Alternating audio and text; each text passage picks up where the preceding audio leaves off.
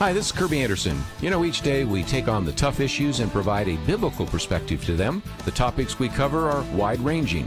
Apologetics, theology, prophecy, creation and evolution, intelligent design, marriage, family, child-rearing, the millennial generation, trends in society, politics, economics, business, religious liberty, the Constitution, public policy, foreign policy, military policy, tensions in the Middle East, abortion, homosexuality, pornography, sexual ethics, media, technology, history, and America's godly heritage.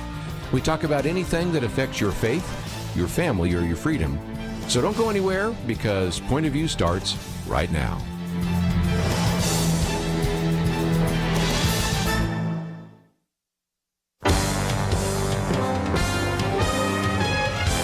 Across America, live. This is Point of View.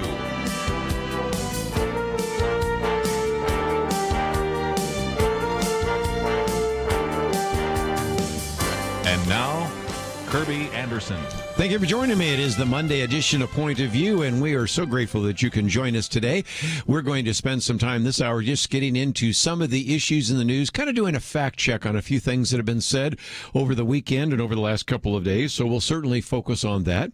Next hour, we'll do a little bit of an update on some of the news items, and then we're going to go into a couple of great interviews. One of those is with Katy Faust, who is one of the authors of a book called Them Before Us, Why We Need a Global Children's Rights Movement. So we'll get into the whole idea of the rights of children from a biblical perspective rather than from kind of, well, the rights of children to usurp the role of their parents and those kinds of things, because that is a very important issue. And we'll talk about with her kind of why she felt that was so important, why a number of people have encouraged her to write that book, because she said, look, I had a lot of other things to do, like raising my own kids, than worrying about writing a book. But we'll get into that with her. The hour after that, we'll talk with Frank Wright for a couple of reasons. First of all, they got a good video out on censorship, in particular big tech censorship, because they've been censored a number of ways, and also an update on their lawsuit of the Southern Poverty Law Center. So I wanted you to know about that. So we'll spend about half an hour with him, and then we'll end up having a conversation with Dwight Longnecker. His article we've posted is The Cave of Our Rebirth, in which it talks about the birth of Jesus. But you might say, well, okay, that's good for Christmas. We're in Easter. Yes, well, there's an interesting connection, because if I say the upper room, well, you'll say, well, that's the Last Supper. Do you realize that the same word for upper room in the Last Supper is the same word for what is translated in the birth of Jesus? And so we're going to get into this idea that really upper room should be in both of these particular comments. So we're going to talk about everything from the stable and the cave and the upper room and all the rest of that in a way that I think will be kind of interesting and just kind of set for this week of Passion Week, an opportunity to look at Easter in a little more detail. And as a program note, let me just mention that on Good Friday, which is, of course, 4 days from now, we will be running tapes, but they are certainly on the theme that we'll be talking about. So lots of things to cover. But as we mentioned just the other day on our Friday weekend edition, we have new laws related to voting regulations in the state of Georgia. Very needed because of some of the questions that came out of Georgia.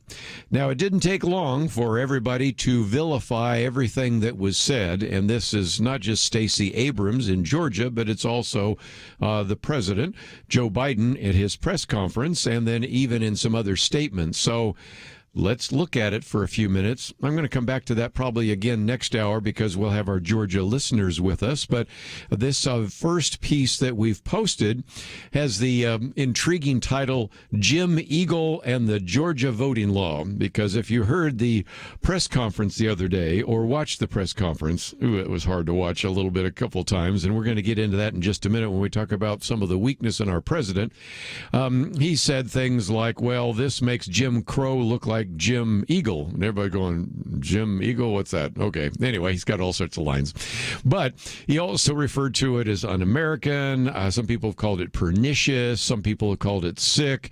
It's just Jim Crow. And again, Jim Crow would be, You mean we actually have laws that are preventing Hispanic American, African American, and others from voting? Is that really what we have here? And so, anyway, the editorial board of the Wall Street Journal, after talking about his phrase, this makes Jim Crow look like Jim Eagle, they said, "Come on, man," as Mr. Biden is wont to say. The comparison is grotesque, and of course, it really isn't accurate at all. So you might say, okay, well, then tell me what actually is in the law. Okay, I will do that. It may take a little more than a segment, but we'll see what we can do. First of all, the new law leaves in place Sunday voting. There have been a lot of people that have wondered whether we should allow Sunday voting because you've had a tradition, especially in some churches, getting the souls to the polls. You know, you show up at church, they have a bus outside, and you maybe don't even have a church service, but you just go in the polls. And so they didn't take that on. So first of all, to say that this is preventing, since lots of times that was happening in African-American churches, there was no attempt to prevent that. As a matter of fact, now, interestingly enough, they've also decided to make sure that weekend voting also has at least 2 Saturdays, which means that Georgia, the next time we have an election, and that will be in about a year and a half, will begin in October 12th. You can't call that very restrictive. If you call that voter suppression, then you better file a suit against the state of New York because early voting there doesn't start till October 24th. So this is voter suppression because you only have, 3 weeks for early voting? Please. Okay, I can't even take that comment seriously. Okay. Then, what does it leave in place? No excuse, absentee voting. Anybody can still vote for absentee, and every eligible voter will be allowed to request a mail ballot, and they can ask it for any reason or no reason at all. Okay, that doesn't sound restrictive. Okay, where are we going here? As a matter of fact, more than a dozen states, and some of them in the Northeast, like Connecticut and Delaware, require mail-in voters to actually give a reason. So Georgia is actually better than many of the other states, the so-called blue states. So what does the law do? It gets rid of signature mapping. Now, what about that? Because a lot of people said we're a little concerned there because the mapping and matching of signatures is really important. But you know what? When they went back and looked at the 2018 election, for which we have the best records, they had 2,400 ballots that were rejected for the signatures in Georgia. And 54% of them were black. So actually, if you're concerned about this kind of preventing African-American voters, this is better. So instead of signature matching, what are they going to do? Well, then you have to submit a state ID with your mail-in ballot or your signature. So now there's no more arguing about whether that signature is different than this signature or all that. You just simply have to have an ID. And either the ID matches or the ID doesn't match.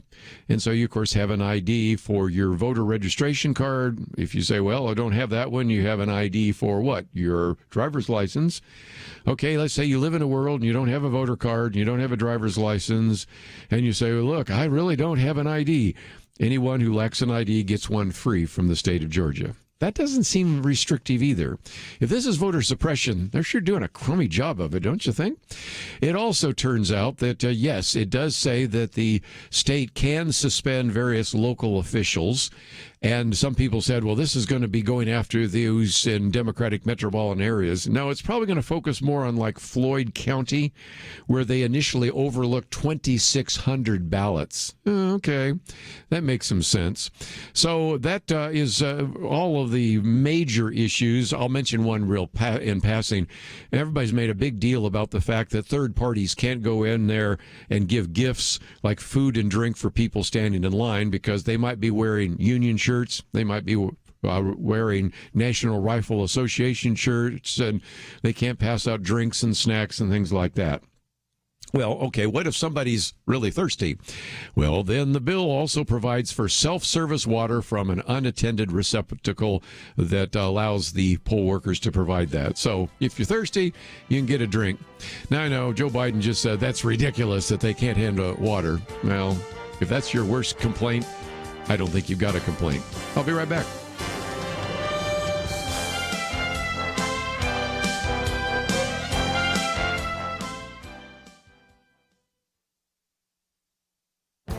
This is Viewpoints with Kerby Anderson.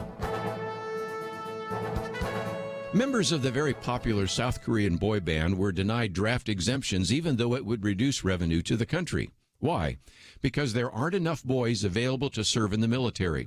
Lyman Stone uses this illustration to highlight the extremely low birth rate in South Korea. But that country is just one of many examples of what has become a global birth dearth. Fertility rates have been declining in all the developed countries of the world. The U.S. figures are better than in many countries in Europe and Asia, but still illustrate the decline. Fertility rates in this country declined from 2.1 children per woman in 2006 to 1.7 today. The figure might even drop lower if we hit another recession. Although legalized abortion, contraception, and down economy are often cited for the reasons for lower fertility, those factors only explain part of the decline. The U.S. first reached birth rates around 2 children per woman during the Roaring '20s, not during the Great Depression and long before contraceptive access was readily available. Modern economies depend on various transfers of wealth across generations. The obvious examples are Social Security and other so-called entitlement programs. An older generation also expects the younger generation to buy their houses and other assets, but that's not happening. Even the trade deficit is due in part to the fact that there are more assets than there are buyers to purchase them. The solution, it seems, is not to pass government policies that try to make people want to have children. The best that can be done would be to eliminate government policies that currently penalize couples with children. At the least, government should reduce the financial barriers for parents who want to bring kids into the world. I'm Kerby Anderson, and that's my point of view. For a free copy of Kerby's booklet, A Biblical View on Racism, go to viewpoints.info/racism. That's viewpoints.info/racism.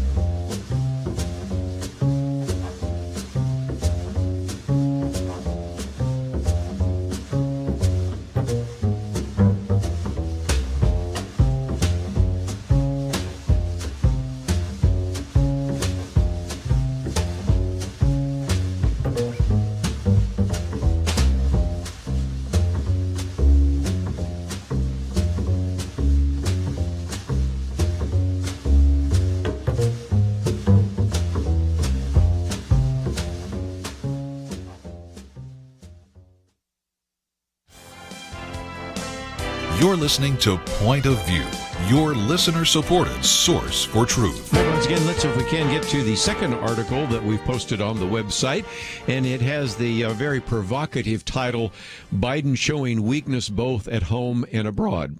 And this particular piece by Michael McKenna goes into it in a lot more detail than we've done so far, so I thought it was worthwhile to maybe spend just a few minutes on that.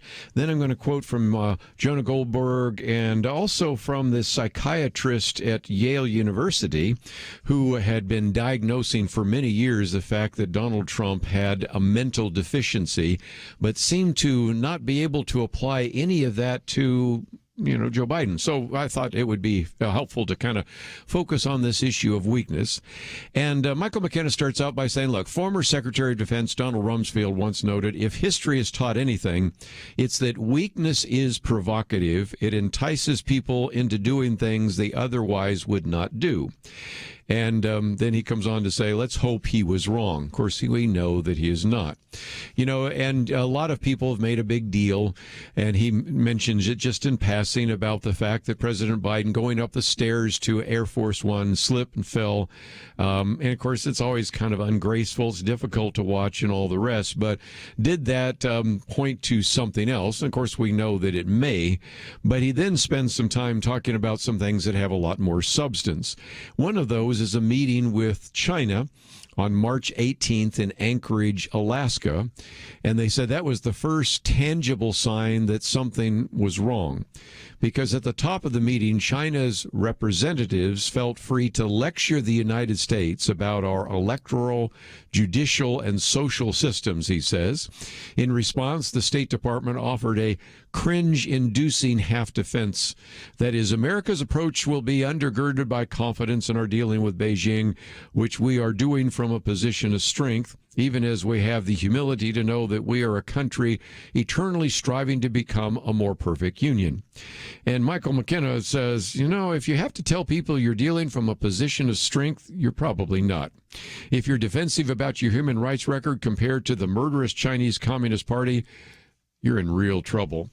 Matter of fact, before we go on, let me just digress for just a minute, because Jonah Goldberg wrote about this the other day. We never got to it in terms of the presentations that we did on Friday, so I thought it might just be worth mentioning just a minute or two that he said he was going back and thinking about that meeting there in Anchorage, which included the Secretary of State, Anthony Blinken, who he said was either unable or unwilling to defend America's honor and decency in a confrontation with his Chinese counterparts, because to do so would get him crossways with his base. And I think that explains a lot.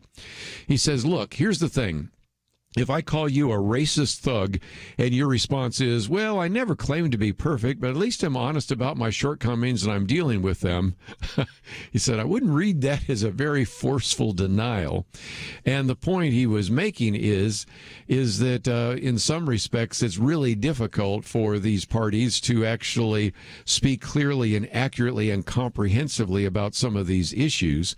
But he then goes on to, as Jonah Goldberg goes on to say, Blinken could have said, look here, mister, don't believe all the stuff you read in American newspapers and magazines. Never mind anything you hear from Democratic activists and politicians about how racist America is. We are, in fact, one of the least racist countries in the world. And while it is true we had in some parts of the country slavery, Jim Crow, and apartheid-like policies, we no longer do, unlike your country. And so, again, he even goes on to say, okay, even if you're going to concede, yes, we invaded Iraq. Yes, it's fair to criticize that decision, but we haven't colonized Iraq, nor did we colonize Japan or Germany. Those two countries declared war on America. In response, we defeated them and helped them rebuild, standing by flourishing democracies and economies. Puerto Rico could vote for independence tomorrow, and not a single soldier would be deployed to stop it. Can you say the same for Tibet, Hong Kong, or the residents of even some of the cities? And so, again, the point he's making is that that's what maybe somebody in the Trump administration might say. That's somebody that maybe in a Reagan administration might say. That is not going to be something that's going to be in a Biden administration, simply because you just don't want to get crossways with some of your left-wing base that will just criticize you unmercifully for something like that. And then he also says, say what you say about big tech censoring people, which we'll be talking about a little bit more, or feel free to pound the table about the inequalities of our legal system. There are many fair or even fine points to be made on these issues, but by any reasonable and factual accounting, our system is superior to China's, not merely by orders of magnitude, but categorically. And so there are just a number of those kinds of things that he uses as illustrations to simply say that when you look at the feeble, almost non-existence response to the criticism from the Chinese, you know that they perceive weakness on the part not only of Joe Biden, but of the Biden administration. And they probably guessed that they could probably just lay into the American diplomats with impunity. And that's pretty much exactly what happened. So there's one example of weakness abroad in terms of China. I could also talk about Russia, but I think we've already talked about this, where he, first of all, decided to withdraw. That is, Vladimir Putin decided to withdraw his Russian ambassador from the United States, issued sort of a veiled threat on Joe Biden, and that didn't go well. But then let's look at some of the others. Let's go from China to Russia, to our border. And that's another place where, again, Michael McKenna says, how about our border? Our southern border is being overrun by unarmed children. The current regime not only has no plans to remedy that situation, but also steadfastly refuses to identify it as a problem or a crisis whatsoever. It is so bad that drug cartels openly use the roads constructed as part of our border wall complex and abandoned by the current administration to move drugs and slaves across the border. Then you also have, even in Congress, you have two senators, one from Illinois, one from Hawaii, promising to hold up all nominees who were not Asian Americans or were non-heterosexual, which seems kind of random. And so the administration, in order to deal with that, relented and said they promised to do a better job. As a matter of fact, a former Obama official who remained nameless summed it up in Politico. This shows Biden isn't feared on the Hill. He's no LBJ. And so, again, you can begin to understand this idea of weakness. So at the very end, Michael McKenna takes us back in history to a writer by the name of Machiavelli. And when I was a high school student, I heard somebody talking about something being Machiavellian. I thought, I need to read Niccolo Machiavelli's The Prince, see what it was. And, 500 years ago, the student of politics, this Italian student of politics, Machiavelli, wrote that it is better for a ruler to be feared than to be loved. Better for a ruler to be feared than to be loved. He argued correctly that men sometimes forget the people and things they love, but they never forget the ones that they fear. And it does seem to me that we could learn some very important lessons just from the weakness that we've seen, not only in this president, but in the administration. And we can certainly learn that from our terrorist actions, because you might remember Osama bin Laden 25 years ago said that when people see a strong horse and a weak horse, by nature, they prefer the strong horse. And when they are perceiving that we are a weak horse, that is not good for our foreign policy. And it hasn't worked very well with China, with Russia, with Islamic terrorists. It isn't working very well even with the members of Congress right now, or certainly with our southern border. So lots of very important issues that we might want to address.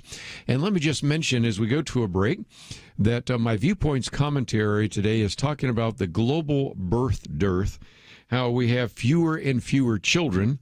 Next hour, we're going to spend some time talking about whether or not we need something like a global children's rights movement. So the two of those kind of come together unintentionally, but that is the case. And of course, if you did not have a chance to join us this last week with our Truth Team, we still have that banner up, and there's still an opportunity for you to join us.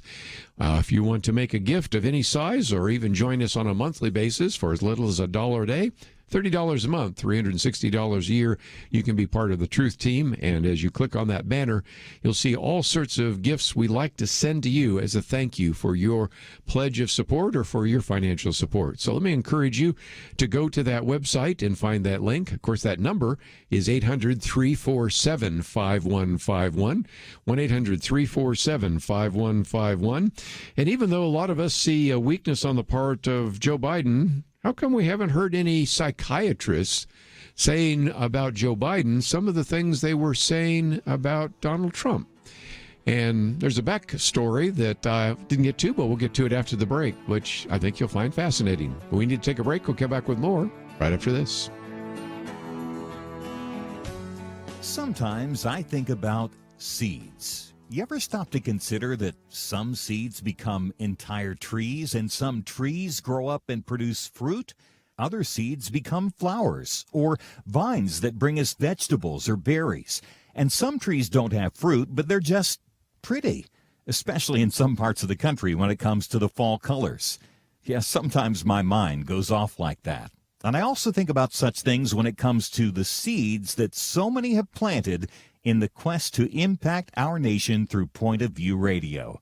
You may think that your gift is a small thing, but like a seed, it can grow to have an impact beyond your imagination. If you want to see beauty again in America, consider planting a seed today and making a difference by joining the Point of View Truth Team.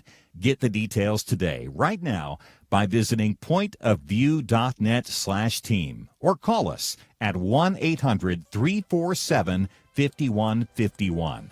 Plant a seed for a great future. Cultivate truth. Pointofview.net/team and 800-347-5151. Point of View will continue after this.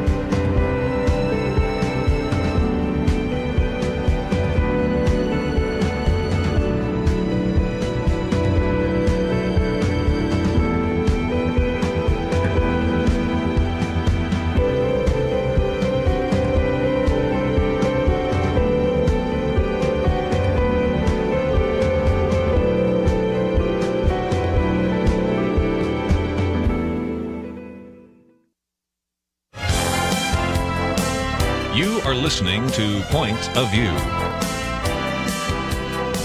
The opinions expressed on Point of View do not necessarily reflect the views of the management or staff of this station. And now, here again, is Kerby Anderson. Back once again, if you'd like to join the conversation, that on-air line number is 1-800-351-1212. Of course, if you want to join with us financially, that's 800-347-5151. Or you can go to the website, pointofview.net. You know, for a couple of weeks, I started saying it's interesting because I remember that I'd say about 2 years ago, you began to hear this constant drumbeat that Donald Trump, President Donald Trump at the time, was not there mentally. And I even wrote a commentary for which I probably received more criticism than anything else I've ever written, suggesting that if indeed Donald Trump wants to make his way through the 2020 election without hearing those comments, he needs to go get a psychiatric evaluation of some sort just to put the end to all of these comments being made. And, of course, people said, I can't believe you bring it up. I said, I'm not bringing it up. It's been brought up by all sorts of people. On the tip of the spear is a woman by the name of Brandy Lee. She was a professor of psychiatry. I guess she's actually a psychology, but she's in the Department of Psychiatry in School of Medicine. So I guess technically she's a psychiatrist or a psychologist in that department. And nevertheless, was somebody that had written about this, even put out a book, encouraged all sorts of other individuals to express their deep concern about the mental failings of Donald Trump. And if you were around 2 years ago or even 18 months ago, you know that was the case. That really was the case. And there were all sorts of people talking about this.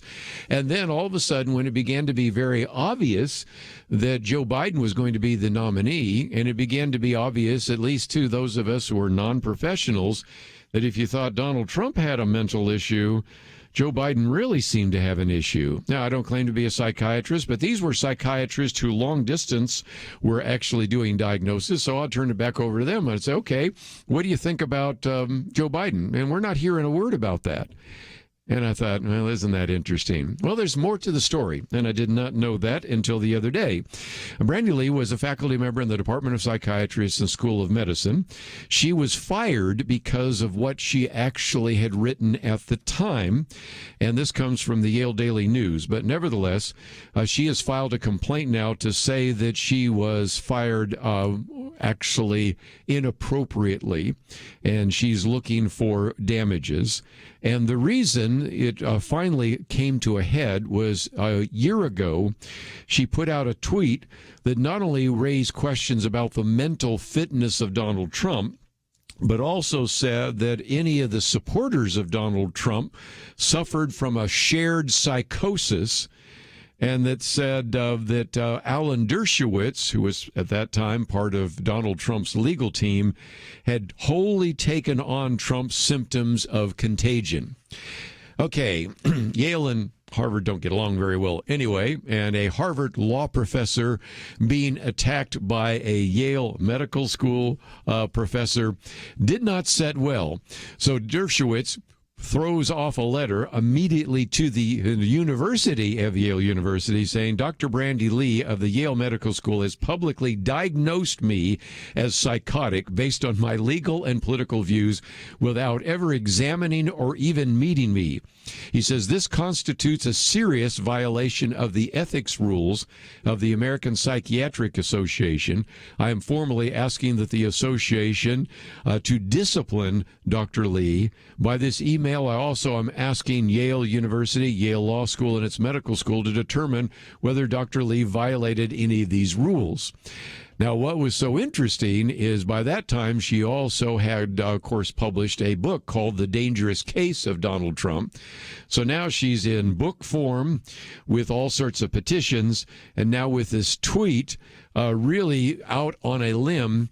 And so even though there was kind of a willingness to try to say, well, we appreciate you going after Donald Trump, this puts us in a difficult situation. So the chairman of the Yale Psychiatric Department warned that an email would be terminated, in an email that she would be terminated if she continued with her public diagnosis. And eventually she was. And she was fired on the basis of her clinical judgment and professionalism, and stated about all of her diagnostic impressions of Donald Trump.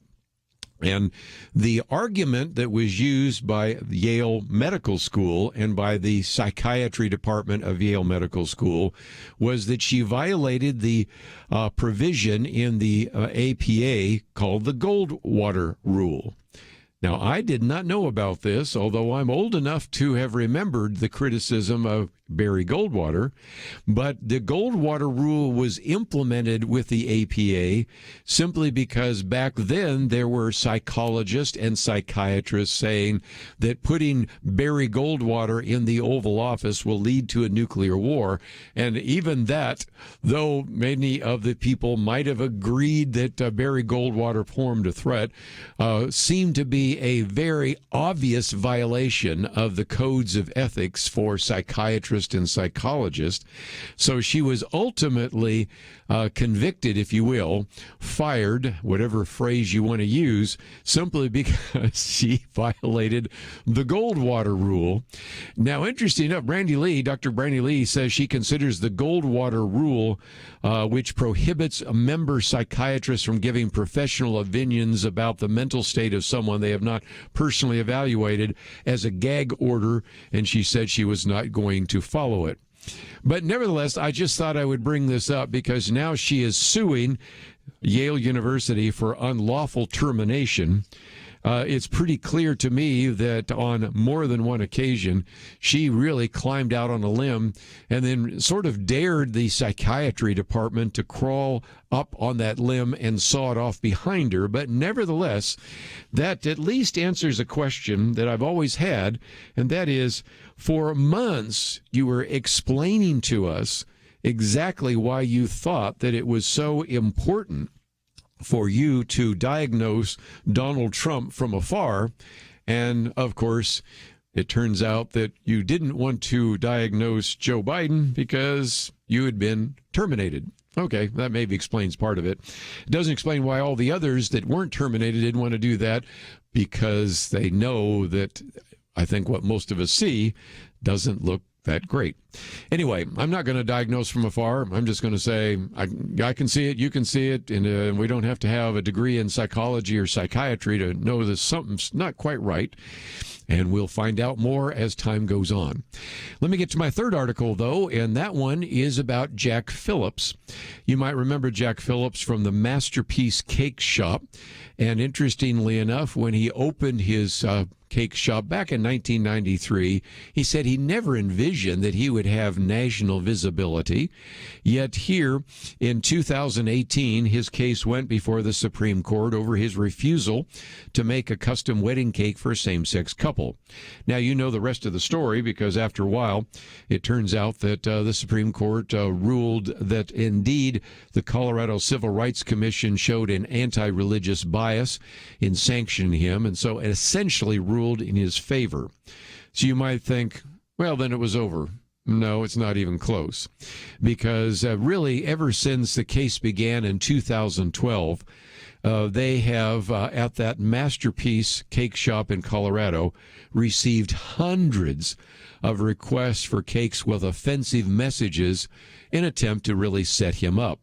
And in an interview, he points out that he really never envisioned that this would be something that would be so difficult for him, but especially tough for his wife and daughter, who've had to suffer through numerous trials and an overwhelming number of threatening phone calls and emails. Well, anyway, he's back in court again, this one from a transgender lawyer who attempted to order a birthday cake that was blue on the outside and pink on the inside. And so as a result, this was a whole setup. As a matter of fact, this lawyer at one point had even sent emails calling him a bigot and a hypocrite, requested the shop make a red and black custom cake that depicted Satan smoking a marijuana joint. And if nothing else, admitted that if indeed this case was dismissed, or if he won for any reason, he, she, whatever, would be back the next day, request another case, and try to file another cake case. So this cake shop's been open for, in round numbers, almost 30 years. And you'd be able to say that at least half of those years, he's had to endure just an incredible amount of tax. And this came from a family. When he and his wife started this, they decided that they would not, make cakes that celebrate Halloween or divorces or disparage America or other people.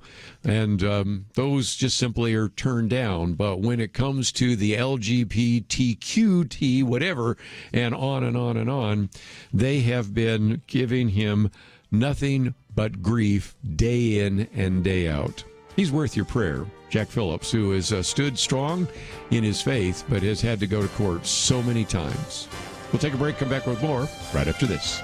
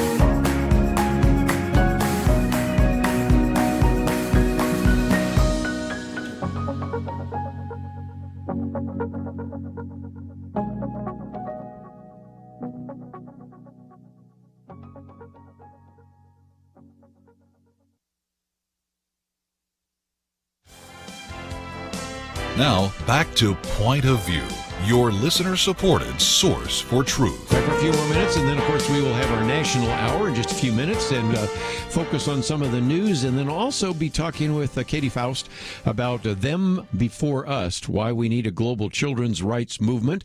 And in the next hour, Frank Wright will be with us. We'll talk about how, in some respects, D. James Kennedy Ministries has been censored by one particular network.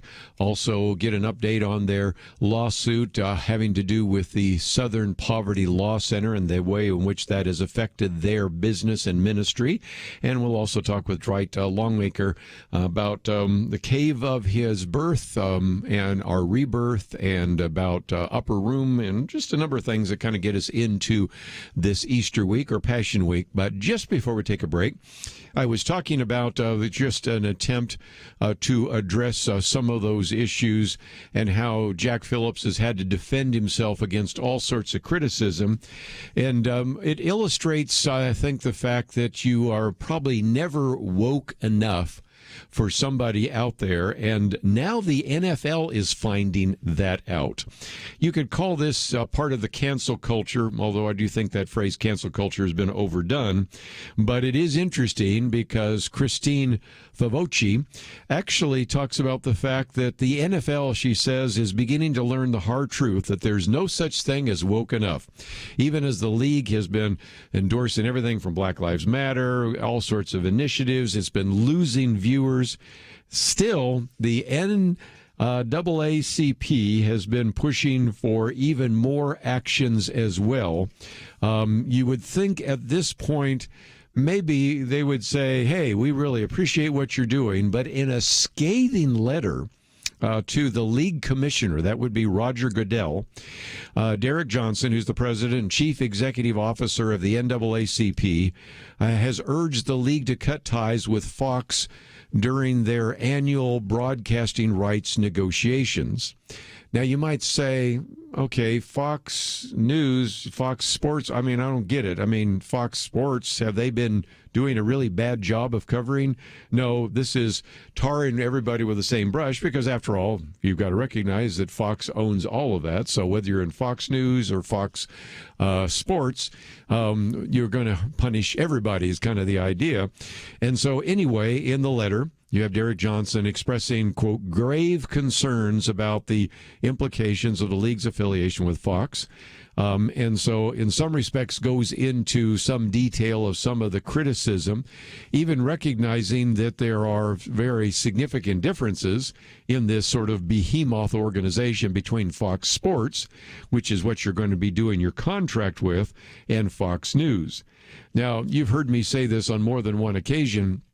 I think most of us would just like sports to not be political at all. I mean, today, a lot are going to be watching the March Madness games. And, of course, I know where Kelly Shackelford is going to be. His team won. And they might have played Oral Roberts. Oral Roberts, if they'd hit that last shot, they'd be playing them. Instead, they're playing Arkansas. His wife went to Arkansas, I went to Baylor. I got a feeling which side the family's going to vote on that. Anyway, that is March Madness. But again, you really don't want politics at that point, and yet you are starting to see all sorts of pressure being put on now the NFL for even having an association with Fox Sports. When you're looking at this and going, even if you disagree with some of the things on Fox News, and I recognize the NAACP probably has some disagreements with, some things that Sean Hannity and Tucker Carlson are saying, but I can't say that they would have disagreements with some of the other things that are said by some of the other commentators and the news. But that's, if nothing else, Fox News, and this is Fox Sports, and it's just unbelievable because no matter how woke you become, you're never woke enough. And if there isn't a lesson to be learned about the so-called cancel culture, and I recognize that phrase being overused. Matter of fact, I'm going to do a program sometime, maybe even this week, on maybe how that phrase is sometimes overused, because they are now saying, for example, that anything said about a governor, well, that's cancel culture. No, if the governor does something wrong, they're responsible to the people. So it's not the same thing. But anyway, we'll get to that in another particular situation. But here you're having the NAACP telling the NFL, you need to cut ties with Fox Sports because they're somehow connected to Fox News, and we don't like the things they say on Fox News, so that's why you've got to cut ties. And, I mean, it just gets more and more bizarre as each day unfolds. But I thought I'd give you an update. There have been a number of you that have wondered, are we going to have vaccine passports? Well, if you live in the state of New York, the answer would be yes.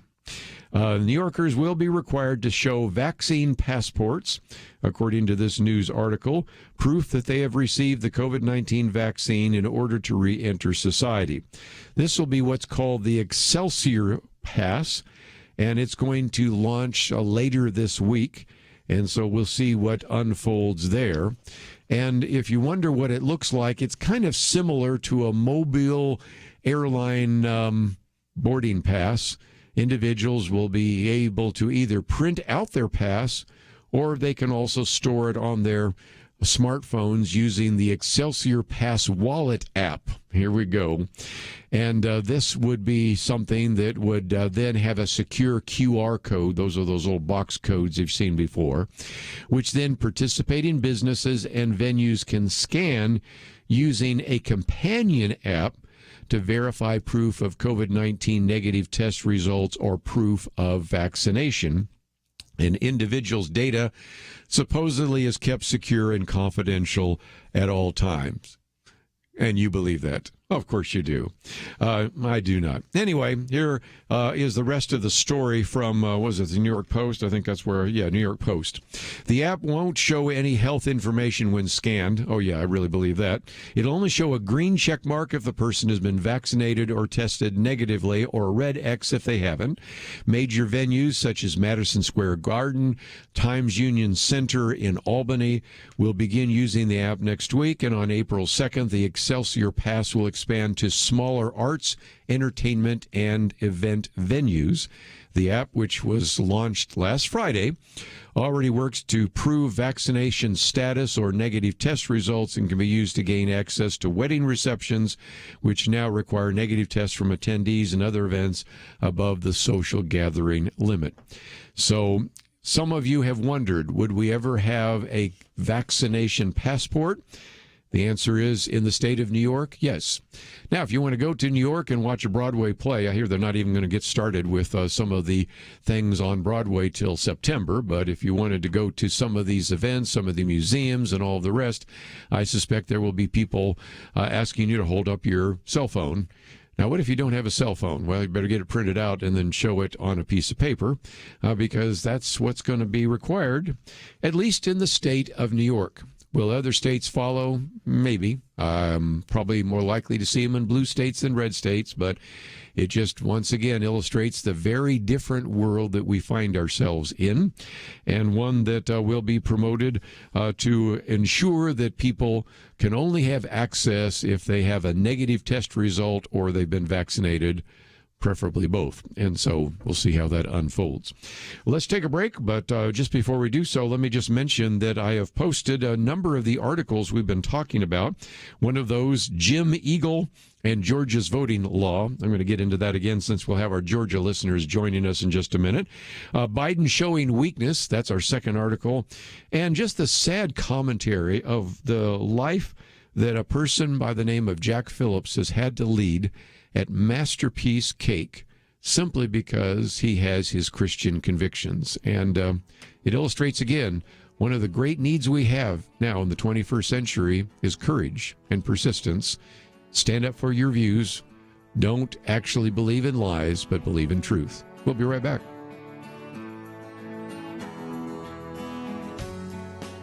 Having civil conversations about important issues seems to be harder and harder. Various media outlets tell people what they should believe, why they should be outraged, and getting people to actually think, well, it can be difficult. Whether it's the gospel, tax issues, social policy, or just about anything else, you need to have solid information and clear thinking to address the hard issues. You need God's truth applied. And that's what you get in less than 2 minutes with Point of View's Viewpoints Commentary, a daily resource to help you be informed and think through the things we need to be talking about. It is free and will arrive in your inbox each day when you visit pointofview.net/signup.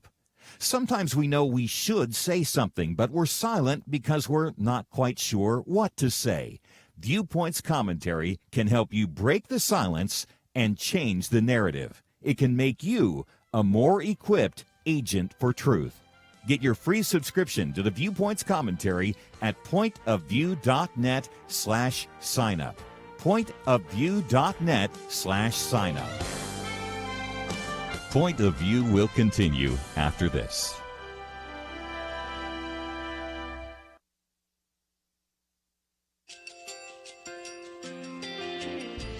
I just want to thank you so much for all the wonderful programming you have. You're just absolutely fantastic. I recently started listening to Point of View, and I really found it interesting because of the different subjects you cover. Thank you for that. I really appreciate everything that you do in keeping us informed. Thank you, Kerby, for everything that you have been doing. I appreciate all the work that you're doing, advocating for the Word of God. Thank you so much. Point of view, I think, is absolutely necessary because it's a Christian perspective, a biblical worldview perspective, and receive very current, up-to-date information about what is really going on, week to week in our culture, which is changing so rapidly, and yet it's morally sliding backwards. Yeah, I'm just, first of all, I thank you guys. Y'all's program is wonderful, and enjoy it every day. I learn so much every time I listen to it. Point of View Radio Talk Show.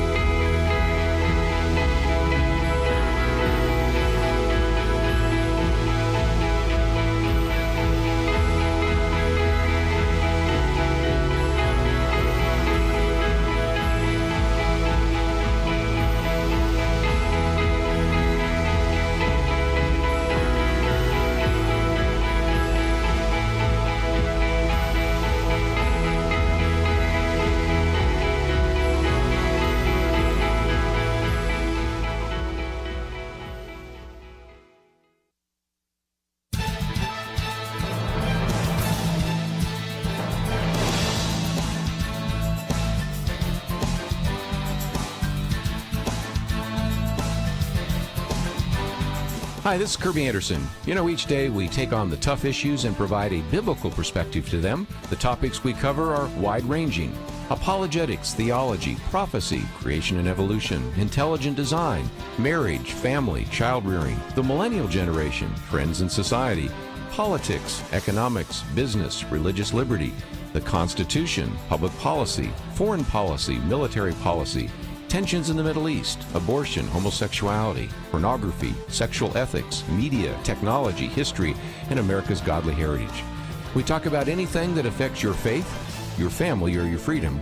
So don't go anywhere, because Point of View starts right now.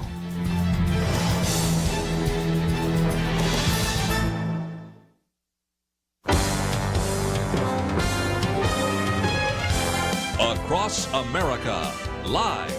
This is Point of View.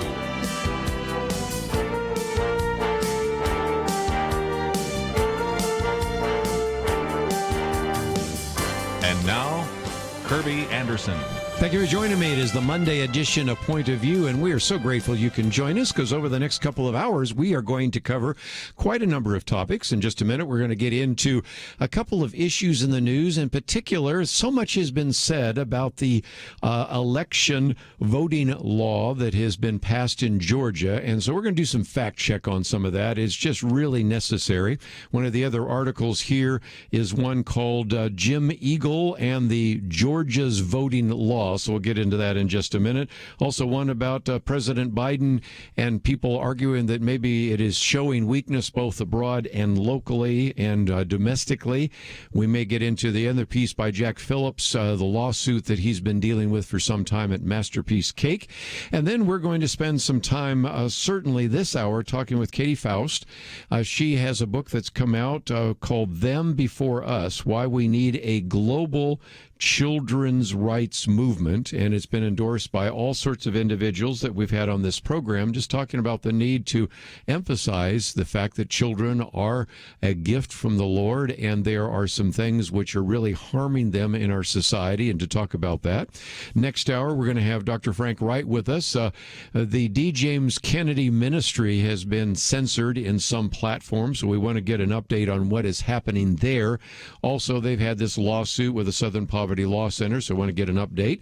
And then before we end today, I thought, as we are in the midst of course, Passion Week and heading towards Resurrection Day or Easter, Dwight Longacre will be with us, and we'll talk about the idea of the upper room, which we find both in the birth of Jesus and in the Last Supper. And so we'll explain what that means in just a minute. But some of you might be wondering about last week. Because last week, of course, we had our Truth Team week, and I just received this particular document that summarizes it, and the answer is we did very well. Thank you very much. I want to thank those of you that did call in during the week, and those of you that have supported this ministry in the past, or those of you that decided to join with us for the first time last week. You certainly have made this a very successful week, and so I wanted to say thank you. Looking at all the numbers here, and I suspect there'll still be a few others coming in. By the way, I always make this available for a few extra days.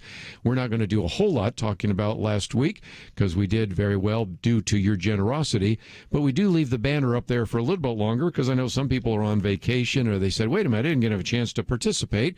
So there's still an opportunity. If you'd like to go to the website, pointofview.net, click on that banner there. It'll give you information about joining, maybe a one-time gift, or even joining at $1 a day, $30 a month, $360 a year. But just a minute ago, I got this sheet, and it's impressive. And thank you so very much. You are such loyal supporters, and we cannot say thank you enough. Let's get into it, though. I want to focus a little time and attention on the fact that this first article I've posted here is called Jim Eagle and Georgia's Voting Law.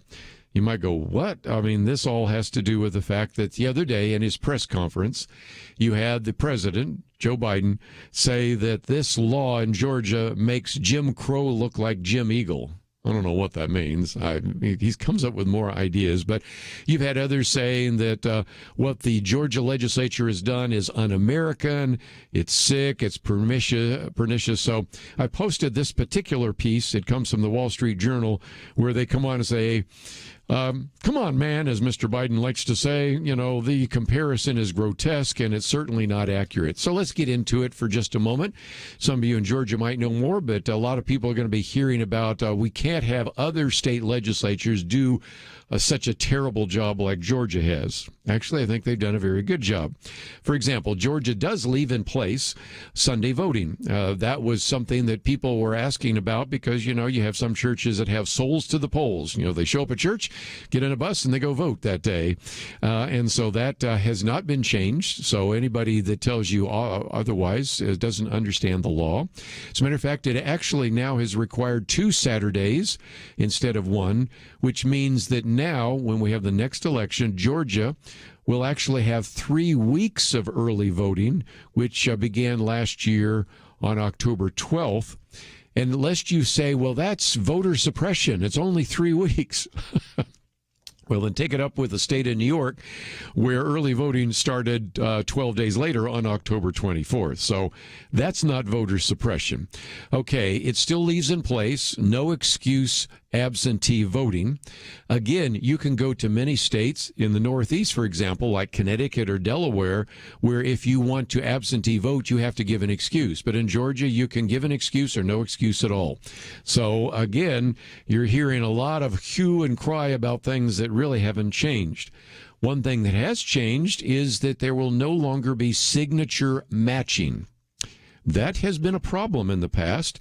And again, if you're concerned about the black vote, back in 2018, there were 2,400 ballots in Georgia that were rejected because signatures didn't match.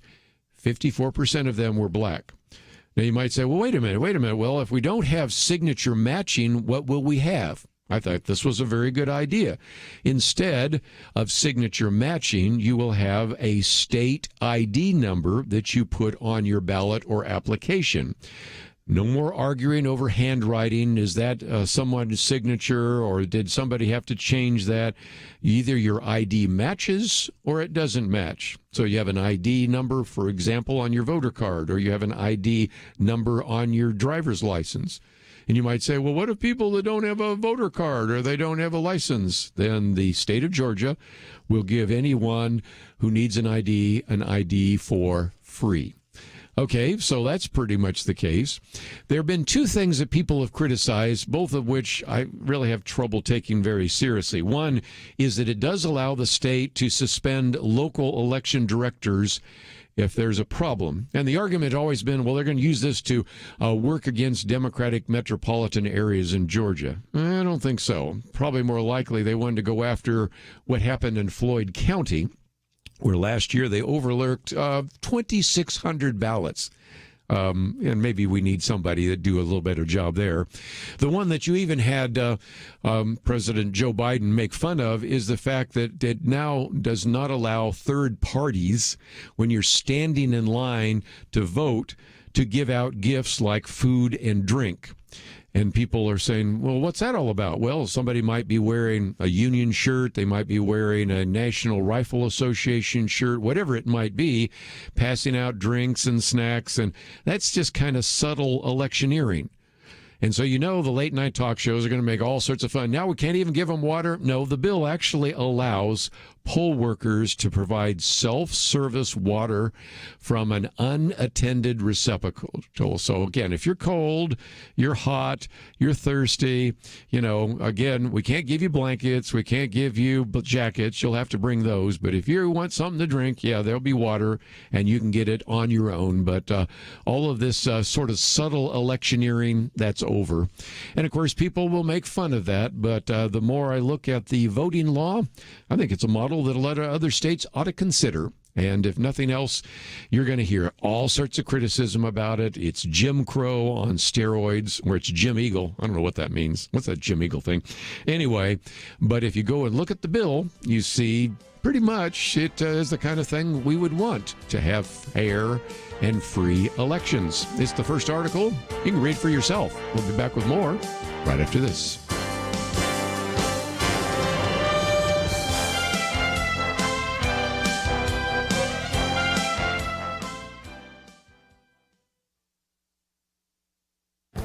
This is Viewpoints with Kerby Anderson.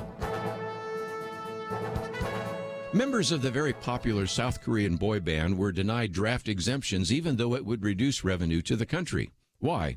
Because there aren't enough boys available to serve in the military. Lyman Stone uses this illustration to highlight the extremely low birth rate in South Korea. But that country is just one of many examples of what has become a global birth dearth. Fertility rates have been declining in all the developed countries of the world. The U.S. figures are better than in many countries in Europe and Asia, but still illustrate the decline. Fertility rates in this country declined from 2.1 children per woman in 2006 to 1.7 today. The figure might even drop lower if we hit another recession. Although legalized abortion, contraception, and down economy are often cited for the reasons for lower fertility, those factors only explain part of the decline. The U.S. first reached birth rates around 2 children per woman during the Roaring '20s, not during the Great Depression and long before contraceptive access was readily available. Modern economies depend on various transfers of wealth across generations. The obvious examples are Social Security and other so-called entitlement programs. An older generation also expects the younger generation to buy their houses and other assets, but that's not happening. Even the trade deficit is due in part to the fact that there are more assets than there are buyers to purchase them. The solution, it seems, is not to pass government policies that try to make people want to have children. The best that can be done would be to eliminate government policies that currently penalize couples with children. At the least, government should reduce the financial barriers for parents who want to bring kids into the world. I'm Kerby Anderson, and that's my point of view. For a free copy of Kerby's booklet, A Biblical View on Racism, go to viewpoints.info/racism. That's viewpoints.info/racism.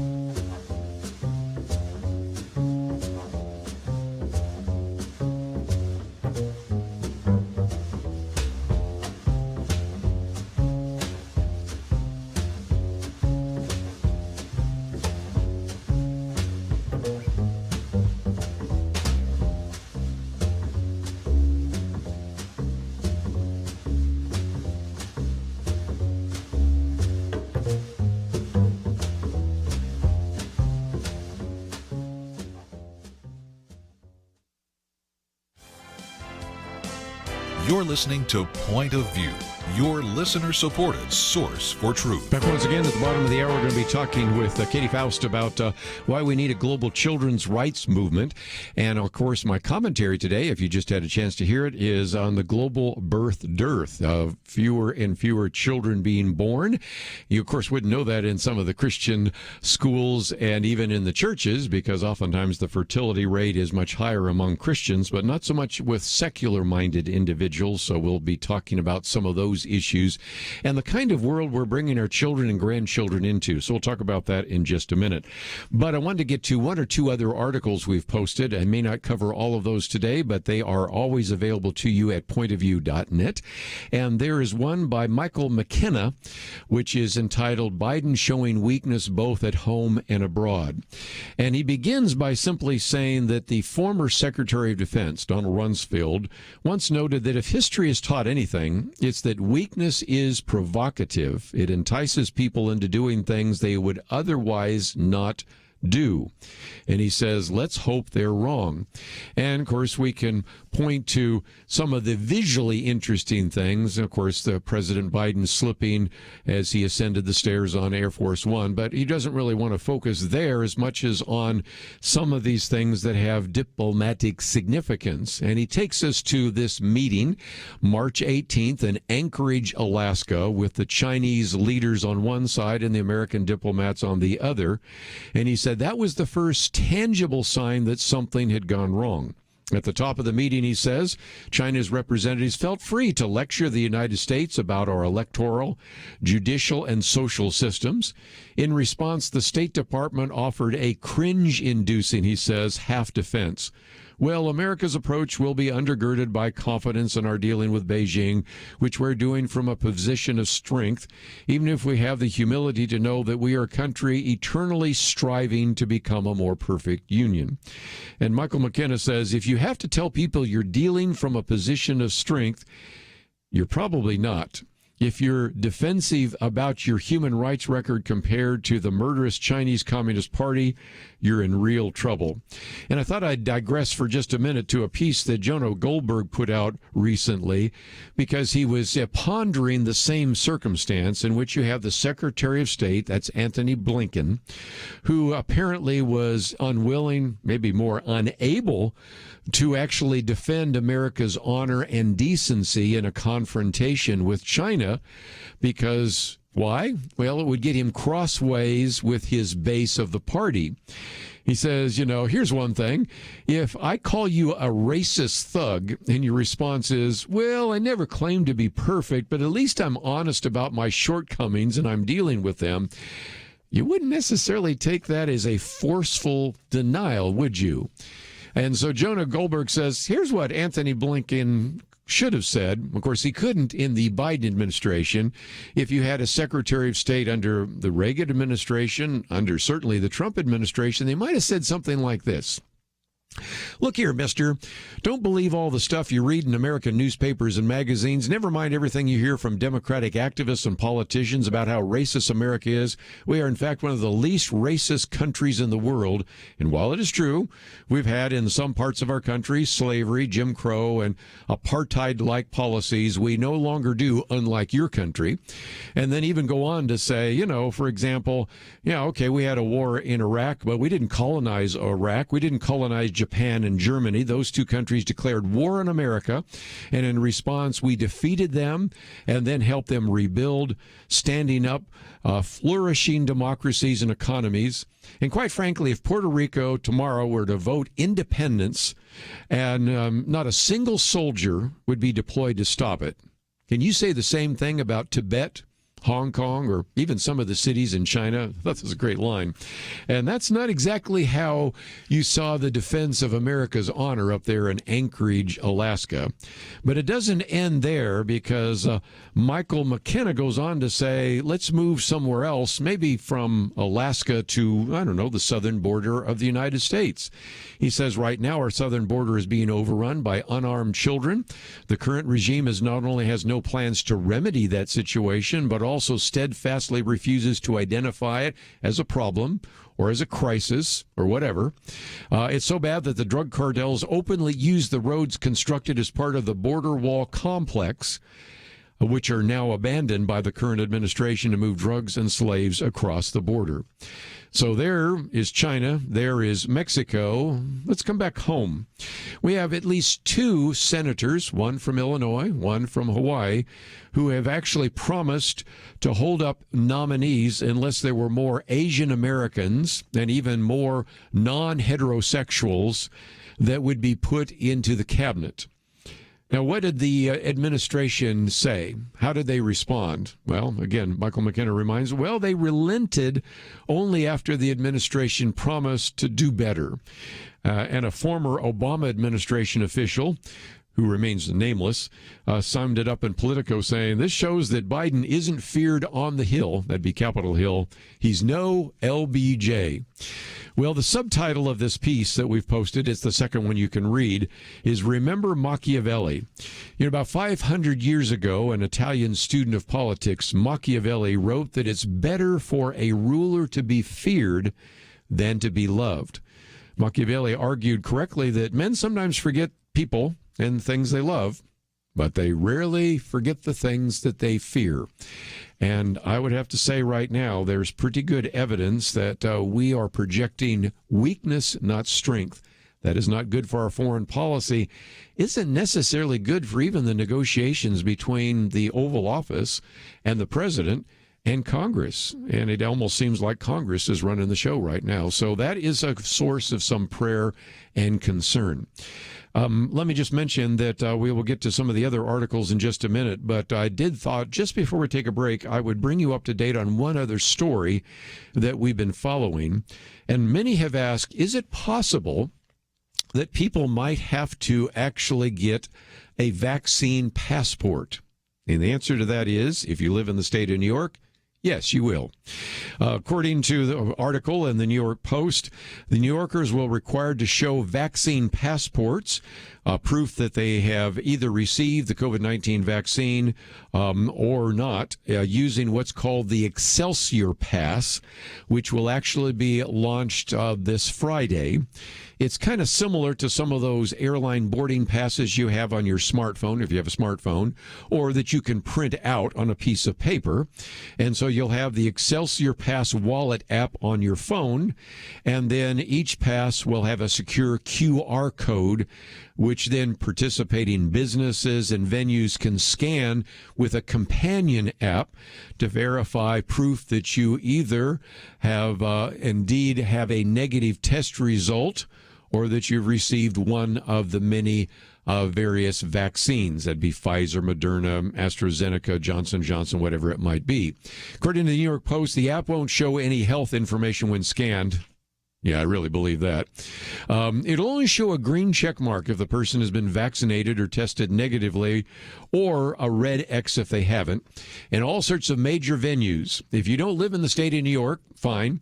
But if you travel to New York City, and I don't know, maybe you want to go to Madison Square Garden, maybe you want to go to Times Union Center in Albany, New York, I don't think they're going to have Broadway plays till the fall, but, whatever, then they'll begin using the app, and the Excelsior Pass will then expand to smaller arts and entertainment and event venues, probably to get into a museum there, with an art museum or the Natural History Museum, whatever.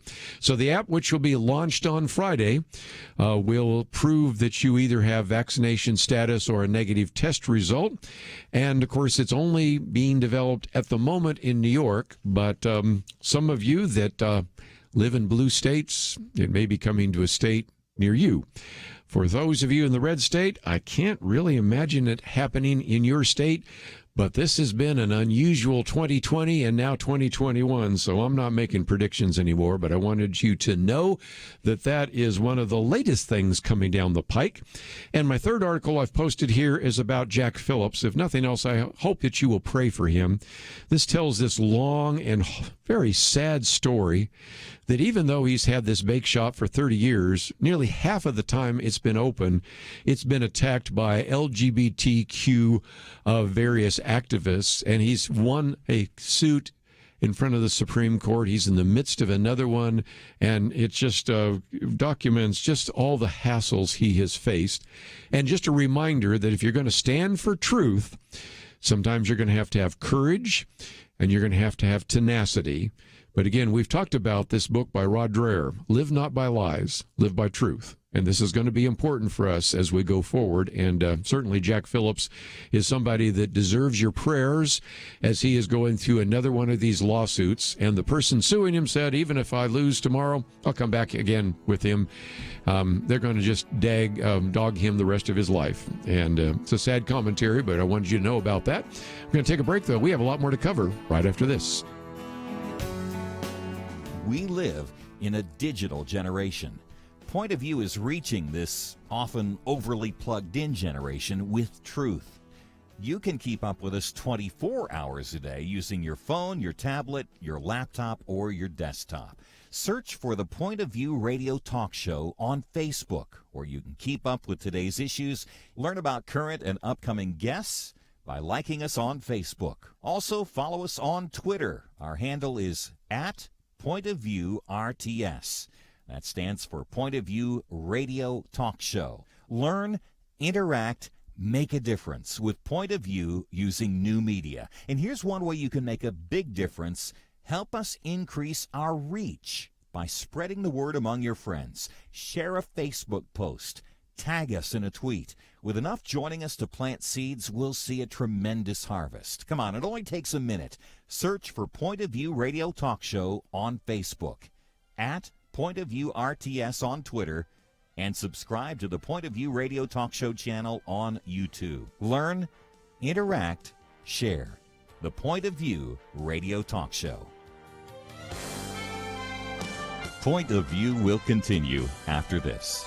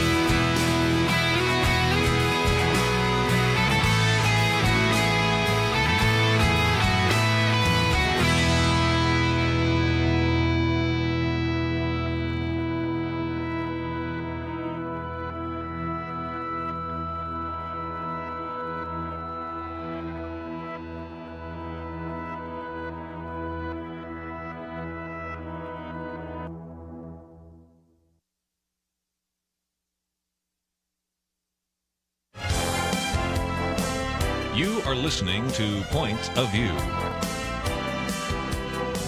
The opinions expressed on Point of View do not necessarily reflect the views of the management or staff of this station.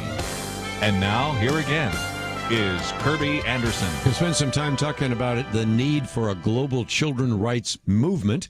My commentary today is on the global birth dearth, so obviously there are a lot of people that are not having children, and we can talk about that on the future, but that's one of the commentaries I have today. But this new book that came out last month, Them Before Us, Why We Need a Global Children's Rights Movement. It is co-authored by Katy Faust, who is the founder and director of Them Before Us, which is really the only organization solely devoted to defending children's rights in the family. She is a graduate of St. Olaf College, received a Fulbright scholarship to Taiwan, is a regular contributor to The Federalist, and an individual that has been working in this idea of children's rights, is also a Washington State leader. And you can also find out more about here by maybe even watching the video series Dear Katy. We have all sorts of links that you can find on our website, and we have information about the book Them Before Us. So, Katy, thank you for joining us today here on Point of View. I'm so glad to be with you, Kerby. Can you tell us how you got into this? Your introduction said, I'm here by accident, and you talk about a few things that caused you to kind of snap. Can you kind of give us a little bit of a story on that? Yeah. Well, I'm here because the left broke me, honestly, that once the marriage debate started to take place, what I heard the other side saying is kids don't care if they're raised by two moms or two dads. But what that really means is kids don't care if they've lost their mom or dad. That's really what that means. And my husband and I had been doing youth ministry. I had worked at the largest adoption agency in the world. I had not yet met a kid who lost their mom or dad that was not impacted deeply by it, and often experiencing what we call a primal wound as a result. So this idea that moms and dads are optional in the life of a kid was just refuted by all of the personal kids and personal stories that I had encountered. And so that's finally what made me get into this, was the lies that was being told about children in the marriage debate specifically. But once I dug in a little bit more, I realized that in every issue about marriage and family, whether it's divorce, or cohabitation, or polygamy, or same-sex parenting, or the definition of marriage, or reproductive technologies, or surrogacy, or even adoption, that all of these issues obsessively focus on the desires of adults. And when we get the answers to those questions wrong, children are the victims.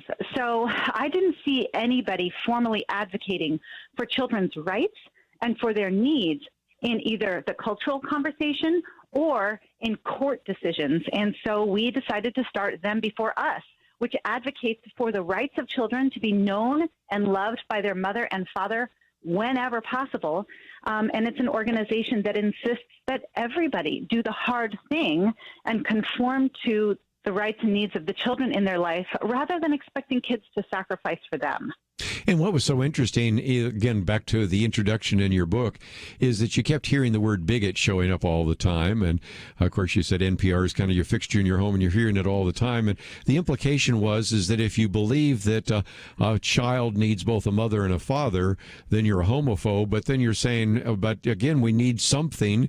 And you even had supporters who believed in marriage who were necessarily homosexual or lesbian, gay, whatever. And they were certainly not homophobic or self-loathing. And so in some respects, like you said, it's a broader issue than just what maybe evangelical Christians or Catholic Christians believe is important in terms of a traditional family.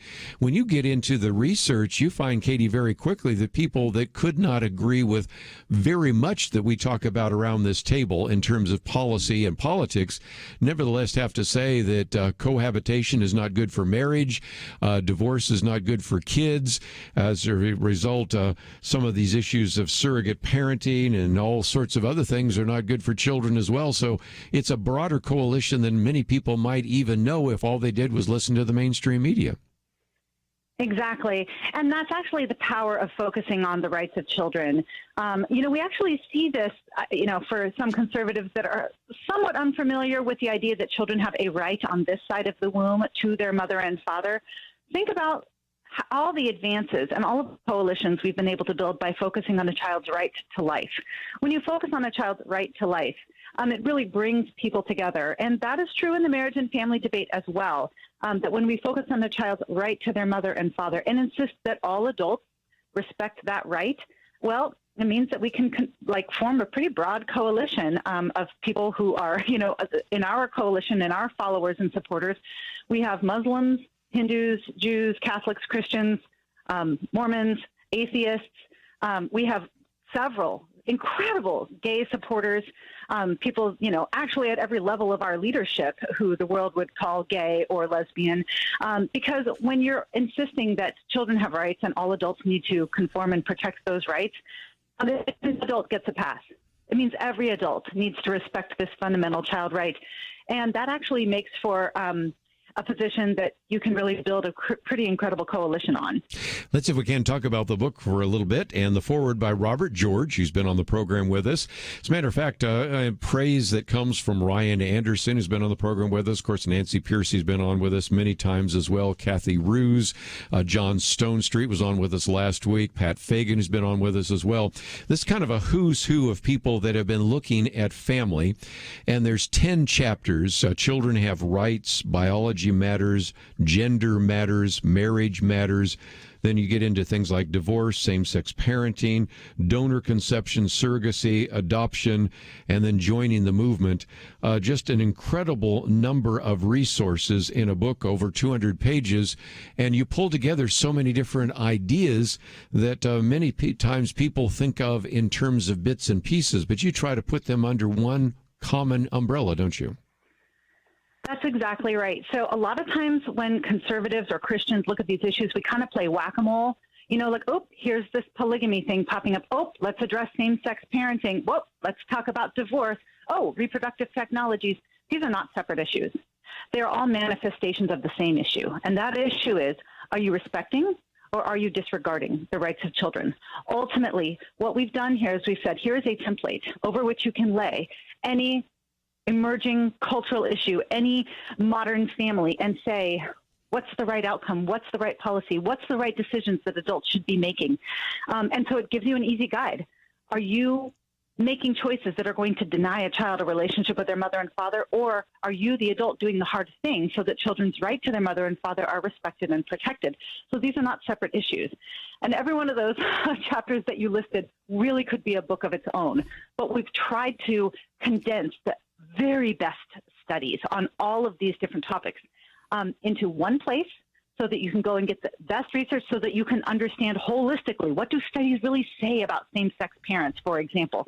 But the other thing that this book has that you really will not find anywhere else, because all those different guests, all those different, Robert George, Ryan Anderson, John Stonestreet, you yourself have written volumes on sex, marriage, relationships, homosexuality. I mean, we are not the originators of great material on this, but what we do have in this book that nobody else has is the stories of kids who have lived through these modern families and then been brave enough to tell about it. These are the stories that probably most of your listeners have never heard because they're very expensive to tell, they're very hard to find, and very few children are willing to even speak up. But one thing we do at Them Before Us is we create a safe space for kids to be honest about the fallout of living with two moms or being created through sperm donation or being a product of surrogacy or, what it was like to be deprived of a mother or what it was like to continue to be the intermediary between warring mother and father 25 years after they went through a no-fault divorce. This is the place where you actually have to look into the face of the true victims, the children of all of these modern families. And then you can answer the question, are the kids okay? Does love make a family? If the adults are happy, will the kids really be happy? And the answer, according to both the statistics and the studies and the stories, is no, they're not. They're suffering, and they have been since childhood. And again, it's amazing how many times when we cite some of those studies, they come from individuals that are in universities that don't necessarily agree with everything we have to say around this table, but they're coming to the same conclusions because, after all, if you're just open and honest and look at some of the facts, that's what it leads you to. Need to take a break, so let me first of all encourage you to go to the website, thembeforeus.com. You don't even have to type it all out. Just find the link. We have a picture there of Katy, and you can go and see that it talks about children's rights before adult desires, giving children a voice in the debate over family structure. They're the ones affected by this, not only now, but in the future. And what are we doing with reproductive technologies, no-fault divorce, cohabitation, instead of two daddies and two moms, or even some of the various other kinds of issues that are being implemented in our society? It's a children's rights movement. And by the way, if you'd like to join us, 1-800-351-1212. We'll continue our conversation right after this.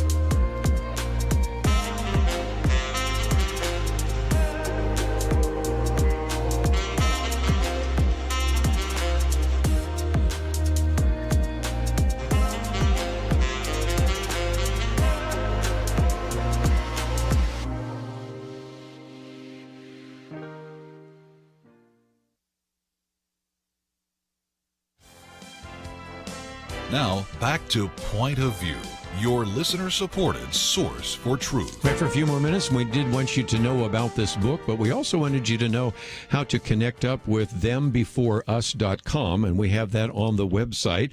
And so, Katy, let's talk about that for just a minute. A couple things I would encourage people to do, maybe to sign up to get your newsletter.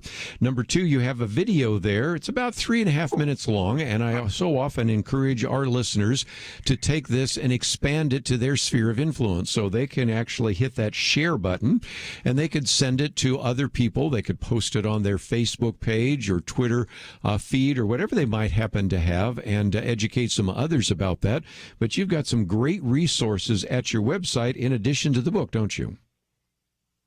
Well, we try. What we're trying to do is, first of all, create a story bank so that people can see the real-life impact of these modern families. You know, what does it really look like in the life of kids?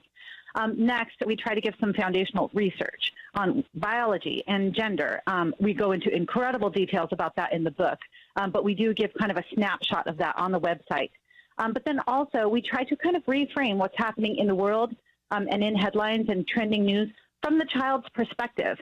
Most of these topics are just completely focused on what adults want. You know, whatever story is going on in the news tends to focus on how the adults feel and how they suffer and what they want.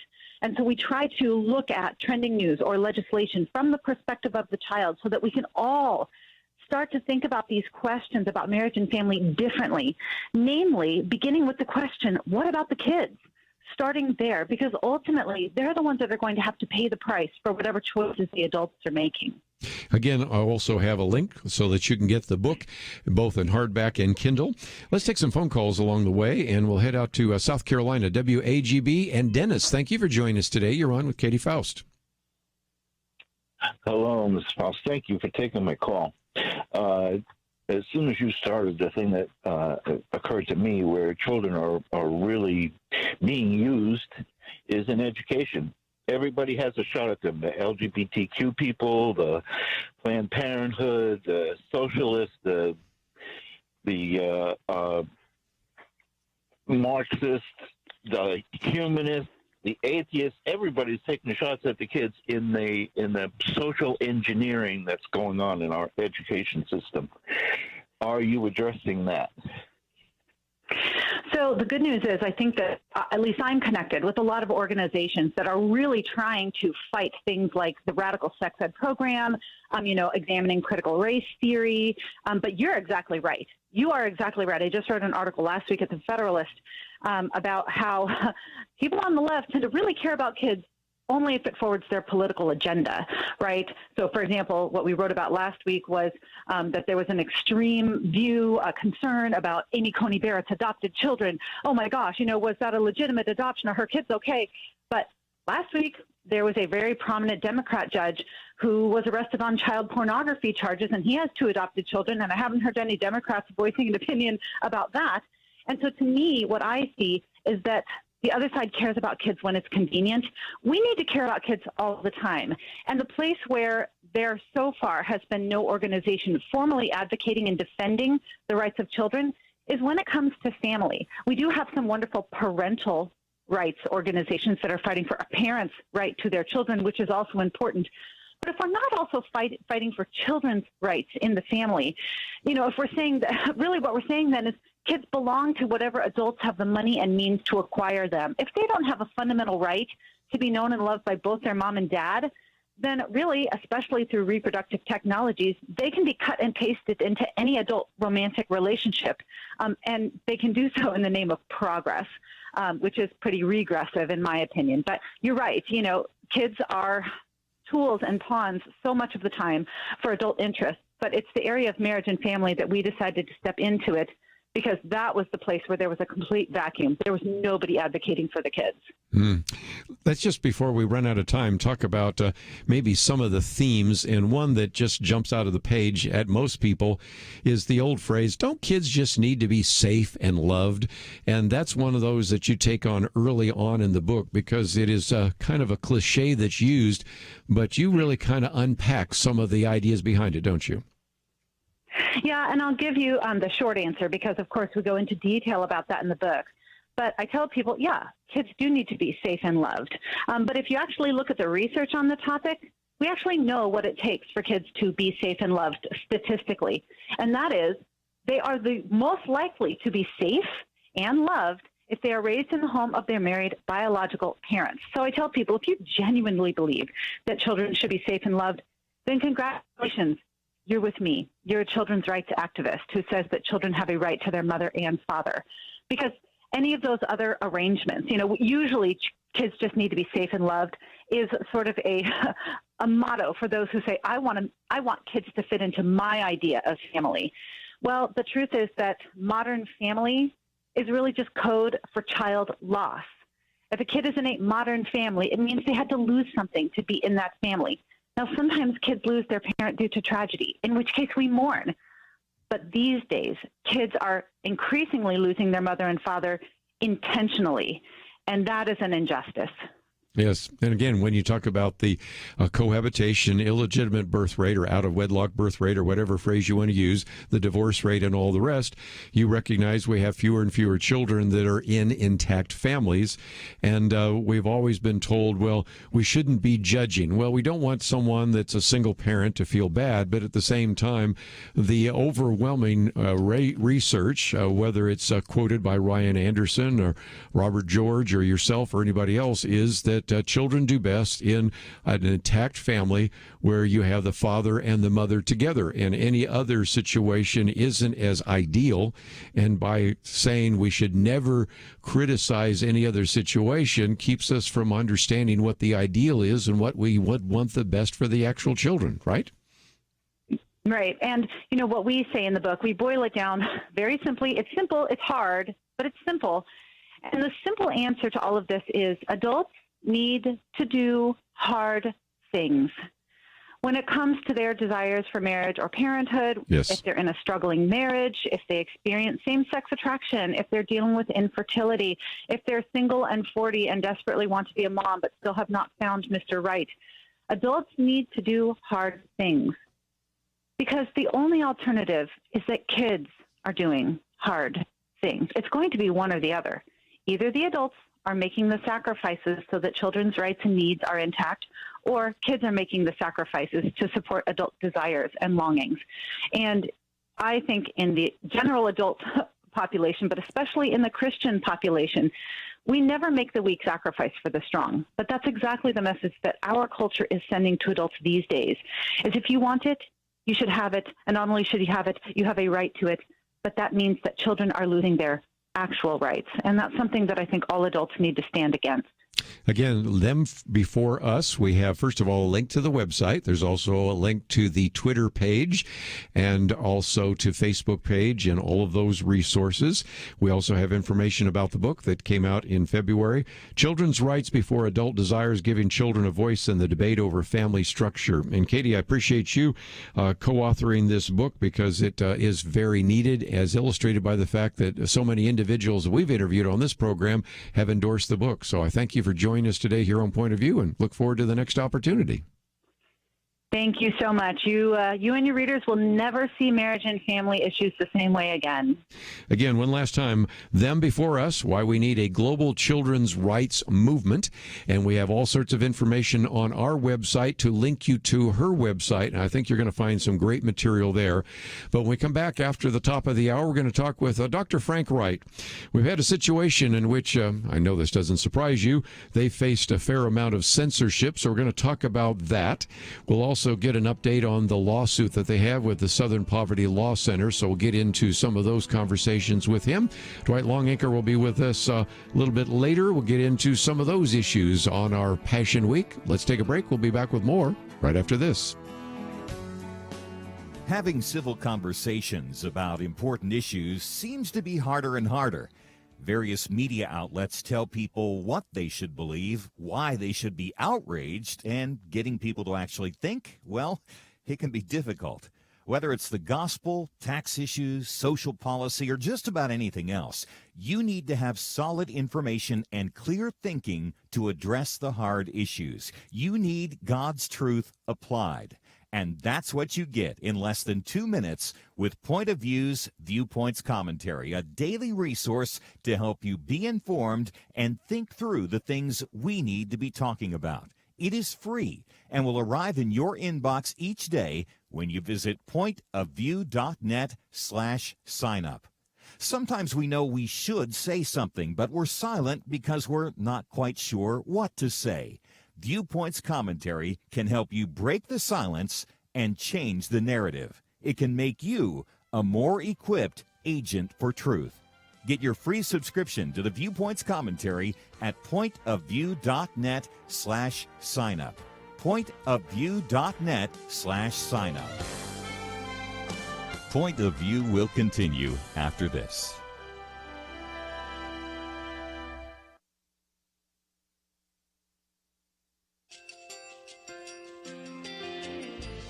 I just want to thank you so much for all the wonderful programming you have.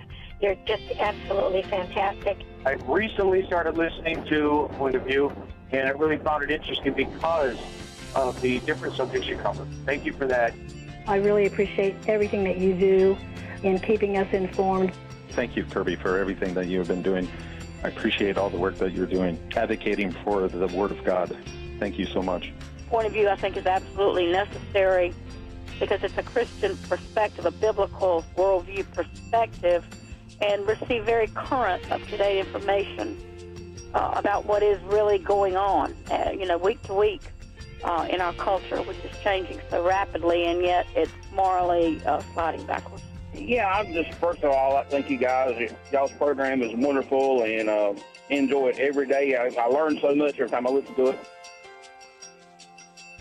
Point of View Radio Talk Show.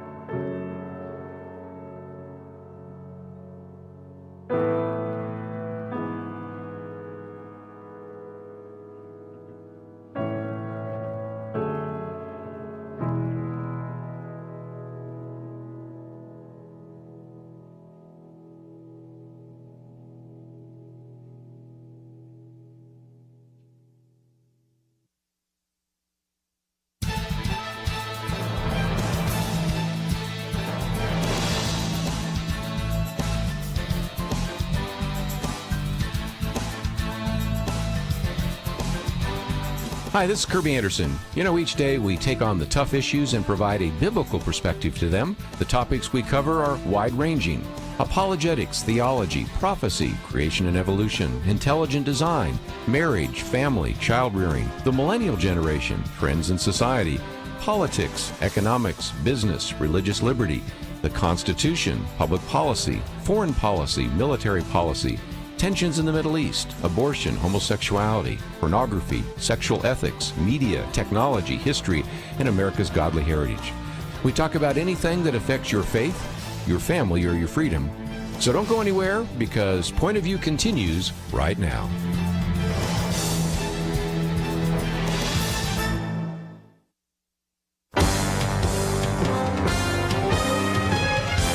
Across America, live. This is Point of View.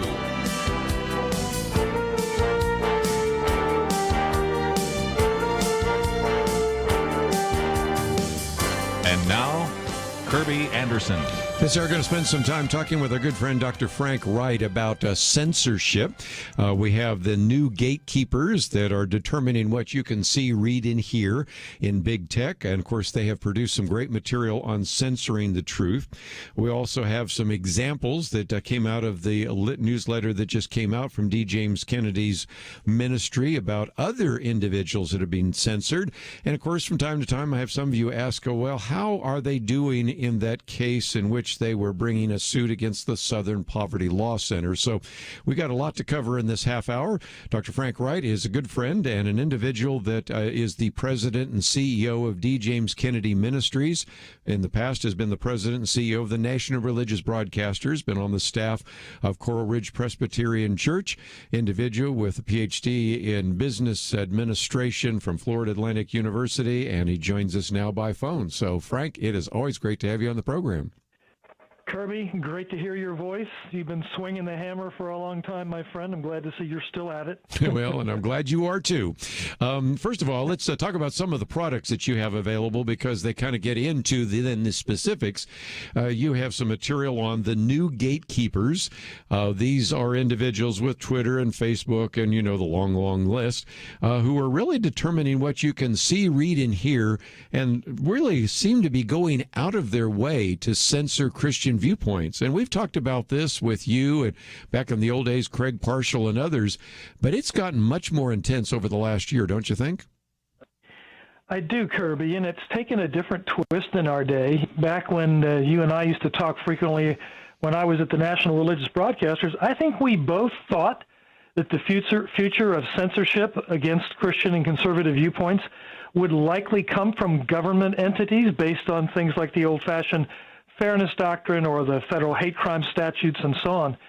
But what we're seeing now is a new set of gatekeepers who are not part of government, certainly doing the bidding of liberal government, but they are corporate entities that have been given dramatic protections from being held accountable for their speech because of the law that was enacted when the internet was being birthed.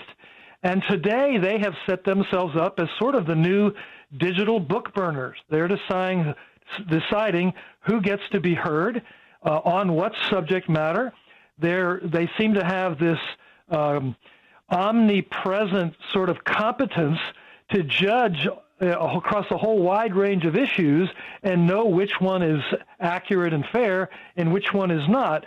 And in their judgments, it seems like it's always the conservative right or Christian teaching and thinking that ends up in their crosshairs.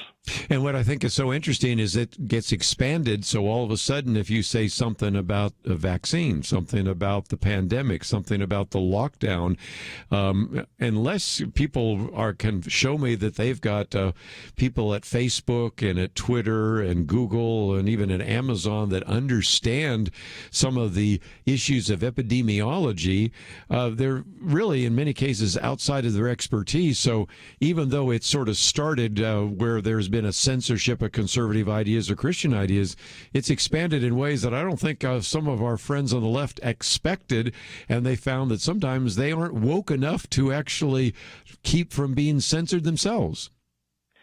It is interesting to see there's a conflict emerging between feminists and the transgender movement. The transgender movement really doesn't have a lot to say about the welfare and benefits for women these days. It's being a woman is just a matter of choice, not a matter of biology. It's just a question of preference, and you're starting to see conflicts on the left over that very issue. And it's because much of what they're arguing today doesn't really have a strong rational basis. If you want to sit down and debate people on the left on almost any issue, it always becomes finger-pointing, name-calling, and sort of elevated voices because they're trying to disguise the fact that they really don't have powerful arguments for the things that they claim. Who can really argue for men competing against young girls in high school athletics and claiming the championship for a woman's sport in that particular division? I believe I read not too long ago, you probably have covered this, in the state of New Jersey, I think only one of all the state track and field records, current records, are held by a biological woman. The rest are held by transgender. And so we're living in this time when we would have called it ludicrous just 10 years ago. And 30 years ago, if you and I had argued that this is what we'd be talking about, they'd have had us in a rubber room, Kirby.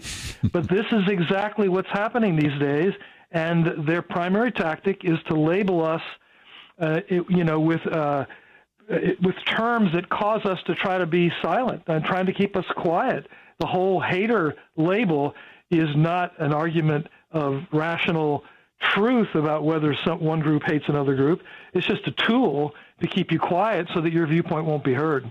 Let me just mention just before we take a break that your video, Censoring the Truth, in one of the latest issues that came out from D. James Kennedy Ministries, you talk about the Christian video producer David Kyle Foster.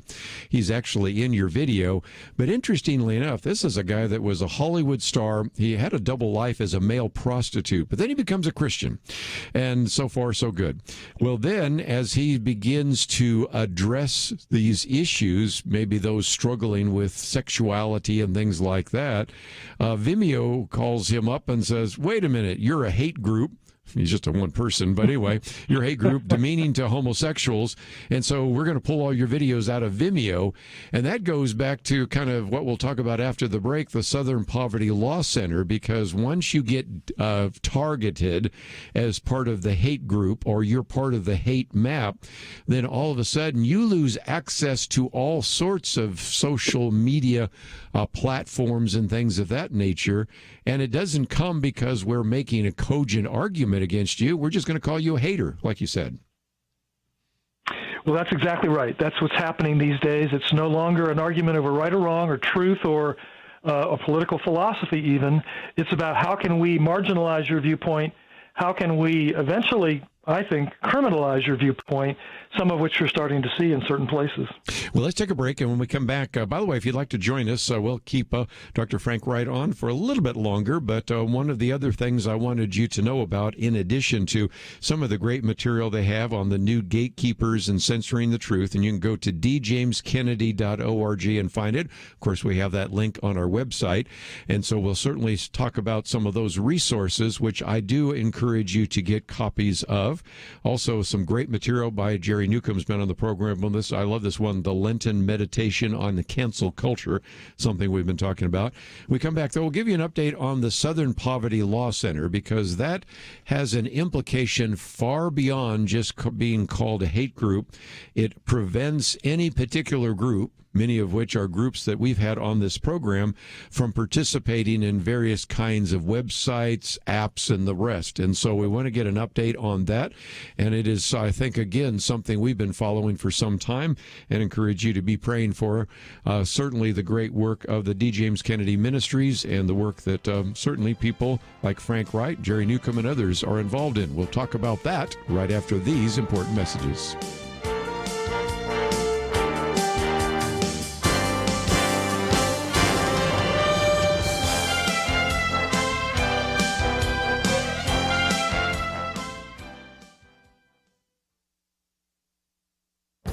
This is Viewpoints with Kerby Anderson.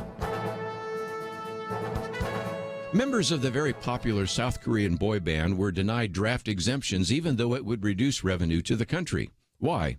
Because there aren't enough boys available to serve in the military. Lyman Stone uses this illustration to highlight the extremely low birth rate in South Korea. But that country is just one of many examples of what has become a global birth dearth. Fertility rates have been declining in all the developed countries of the world. The U.S. figures are better than in many countries in Europe and Asia, but still illustrate the decline. Fertility rates in this country declined from 2.1 children per woman in 2006 to 1.7 today. The figure might even drop lower if we hit another recession. Although legalized abortion, contraception, and down economy are often cited for the reasons for lower fertility, those factors only explain part of the decline. The U.S. first reached birth rates around 2 children per woman during the Roaring '20s, not during the Great Depression and long before contraceptive access was readily available. Modern economies depend on various transfers of wealth across generations. The obvious examples are Social Security and other so-called entitlement programs. An older generation also expects the younger generation to buy their houses and other assets, but that's not happening. Even the trade deficit is due in part to the fact that there are more assets than there are buyers to purchase them. The solution, it seems, is not to pass government policies that try to make people want to have children. The best that can be done would be to eliminate government policies that currently penalize couples with children. At the least, government should reduce the financial barriers for parents who want to bring kids into the world. I'm Kerby Anderson, and that's my point of view. For a free copy of Kerby's booklet, A Biblical View on Racism, go to viewpoints.info/racism. That's viewpoints.info/racism.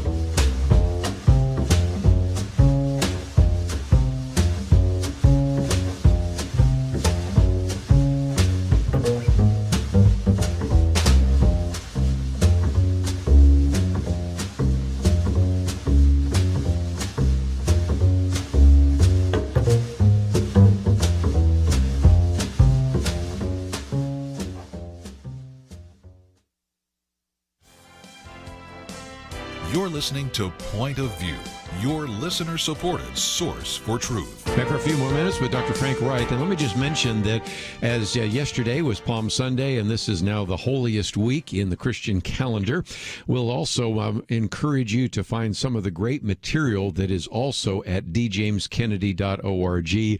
Truths That Transform, a commentary on Good Friday. In fact, why is it called Good Friday? Behold the Man, and some other great resources that I would point you to in just a minute.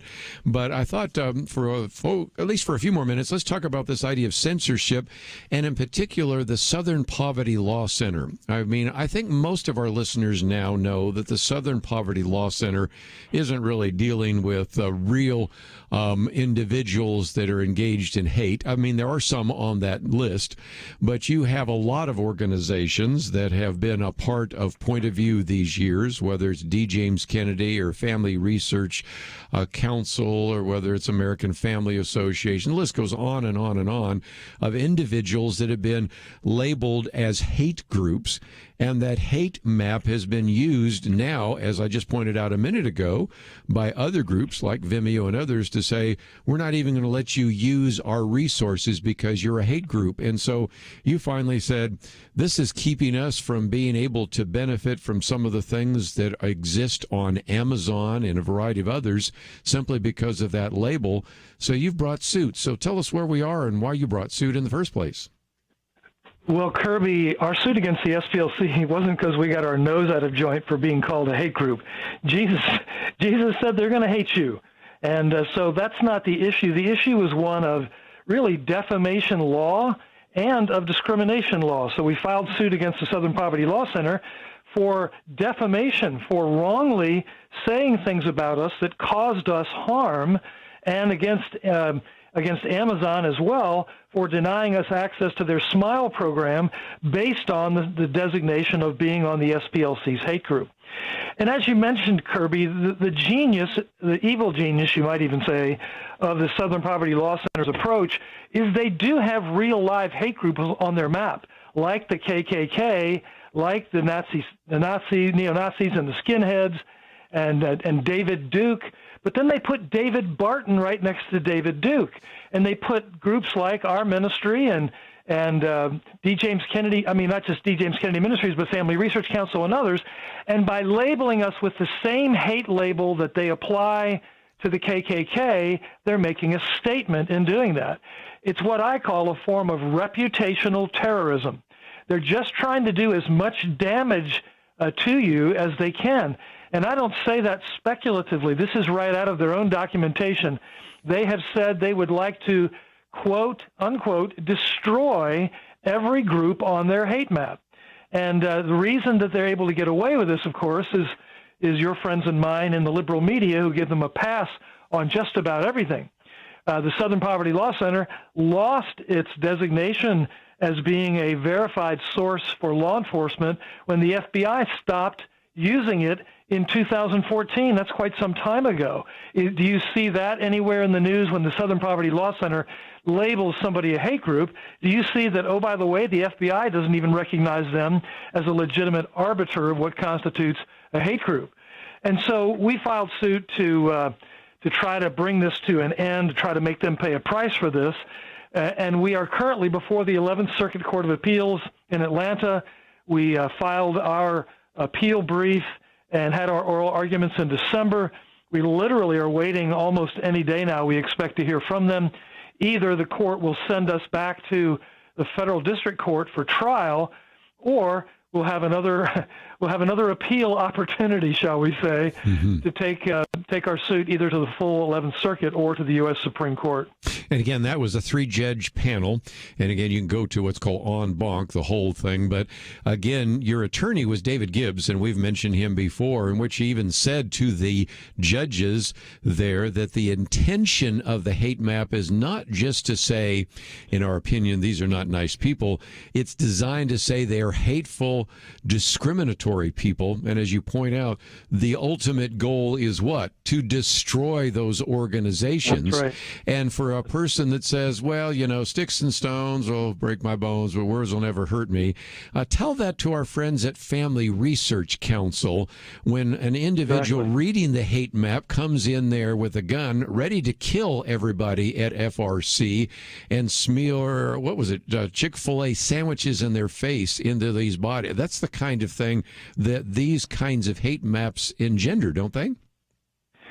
Well, that's the argument that falls on deaf ears. They call themselves a group identifying hate, but here they are inspiring hate.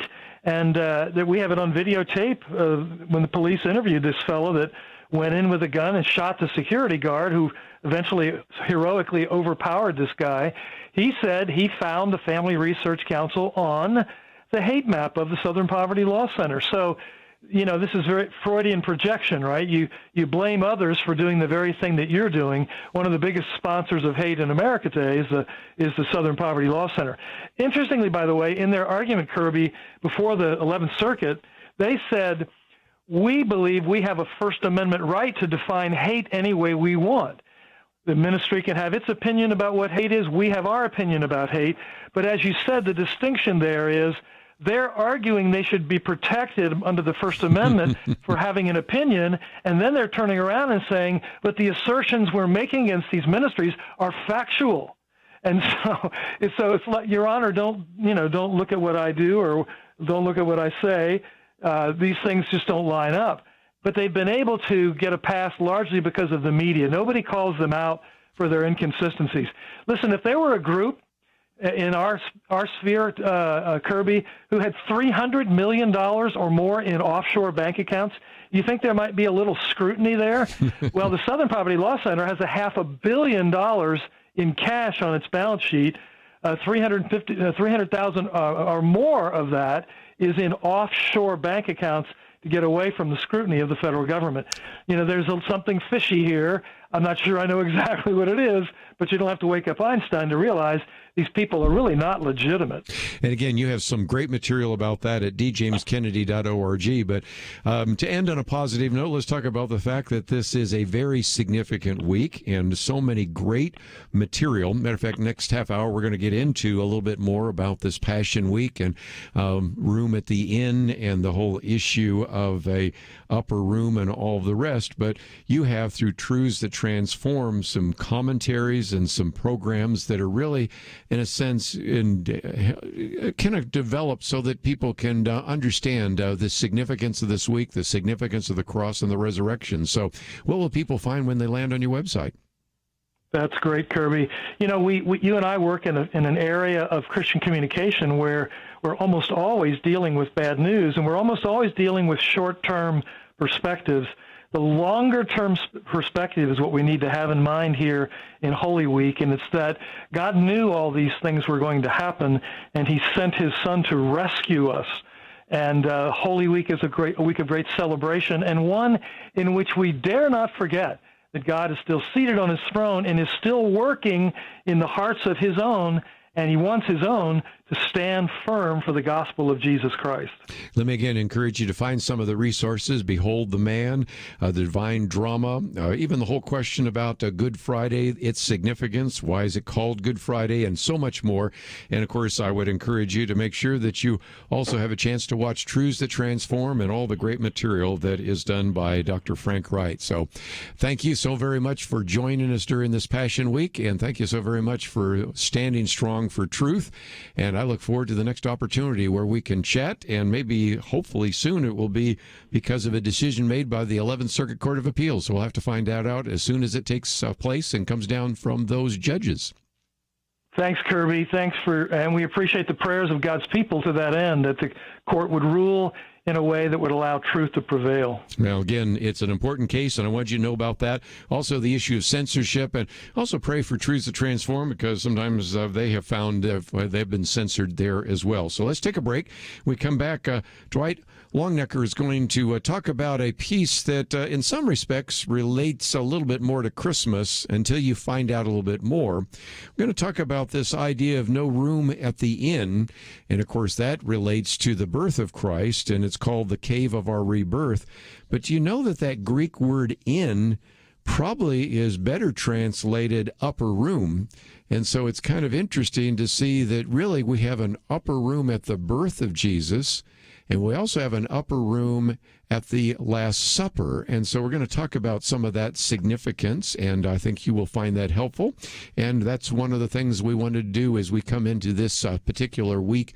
It's called Easter Week or Resurrection Sunday or whatever you want to call this, but it is a time, whether it's Holy Week or Passion Week or the time in which we begin to focus on the death and resurrection of Jesus, that we wanted to begin today, and as we will continue through the week, talk more about some of these very important aspects. We'll take a break, come back with more right after this. Sometimes I think about seeds. You ever stop to consider that some seeds become entire trees, and some trees grow up and produce fruit? Other seeds become flowers or vines that bring us vegetables or berries. And some trees don't have fruit, but they're just pretty, especially in some parts of the country when it comes to the fall colors. Yes, sometimes my mind goes off like that. And I also think about such things when it comes to the seeds that so many have planted in the quest to impact our nation through Point of View Radio. You may think that your gift is a small thing, but like a seed, it can grow to have an impact beyond your imagination. If you want to see beauty again in America, consider planting a seed today and making a difference by joining the Point of View Truth Team. Get the details today, right now, by visiting pointofview.net/team or call us at 1-800-347-5151. Plant a seed for a great future. Cultivate truth. Pointofview.net/team and 800-347-5151. Point of View will continue after this.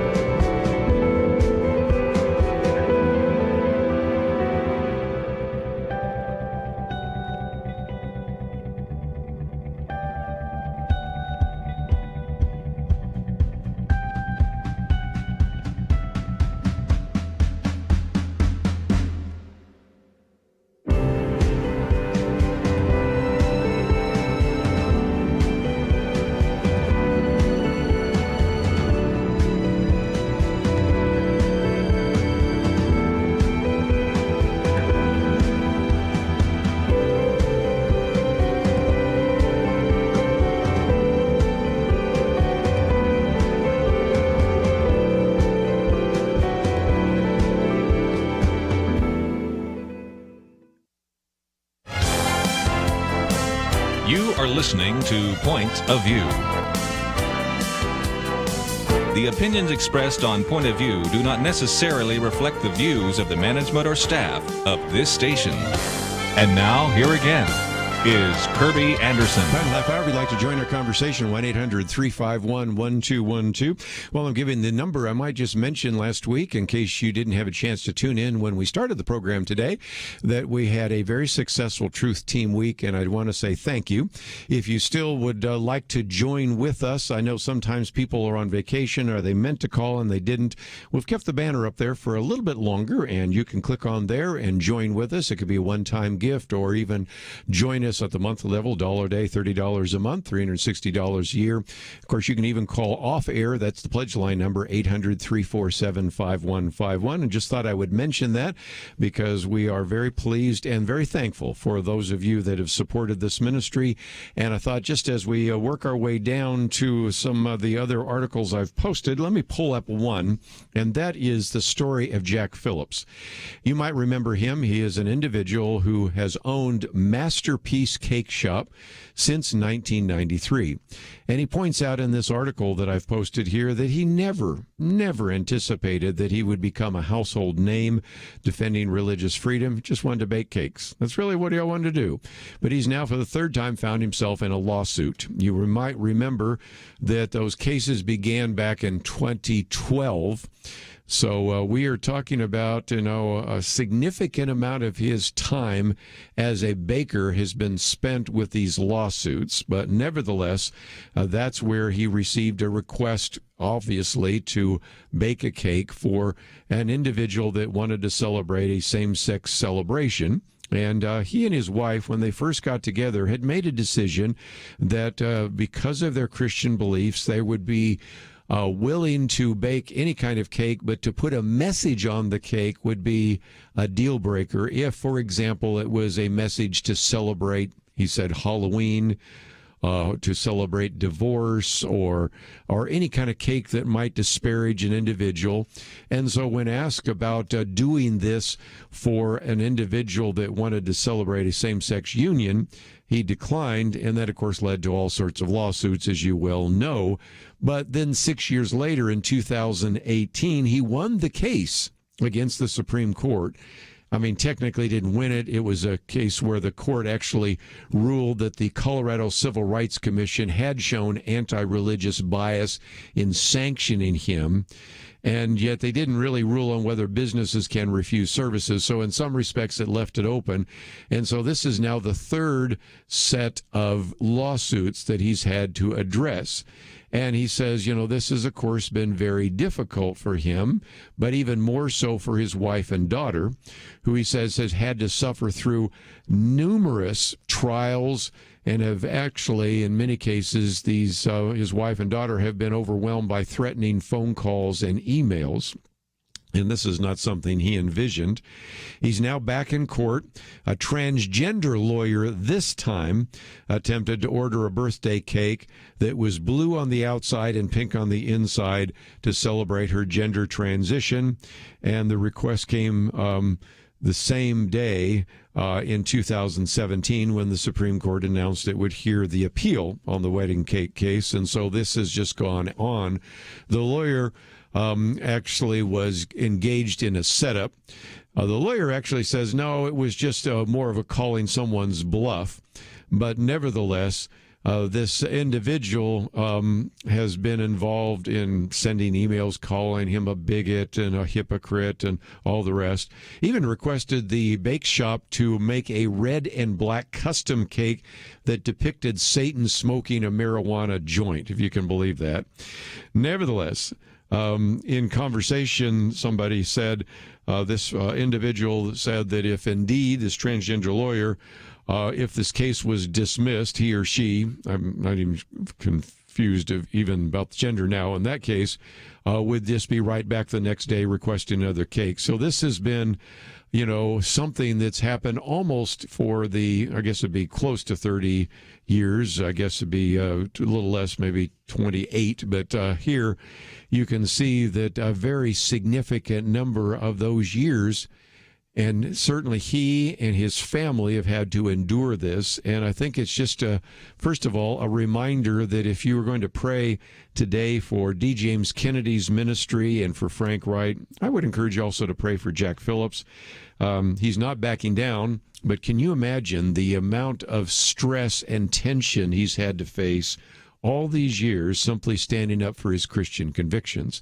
And it kind of reminds us of something we've talked about in this program before. Matter of fact, today I was speaking to a group at 8 o'clock in which I was mentioning the book by Rod Dreher, Live Not by Lies. We have to live by truth. We have to speak the truth. We have to be boldly speaking the truth. We have to have discernment to know what the truth is, but we can't live by lies. And that comes from a very famous phrase by Alexander Solzhenitsyn that we should live by the truth, live not by lies.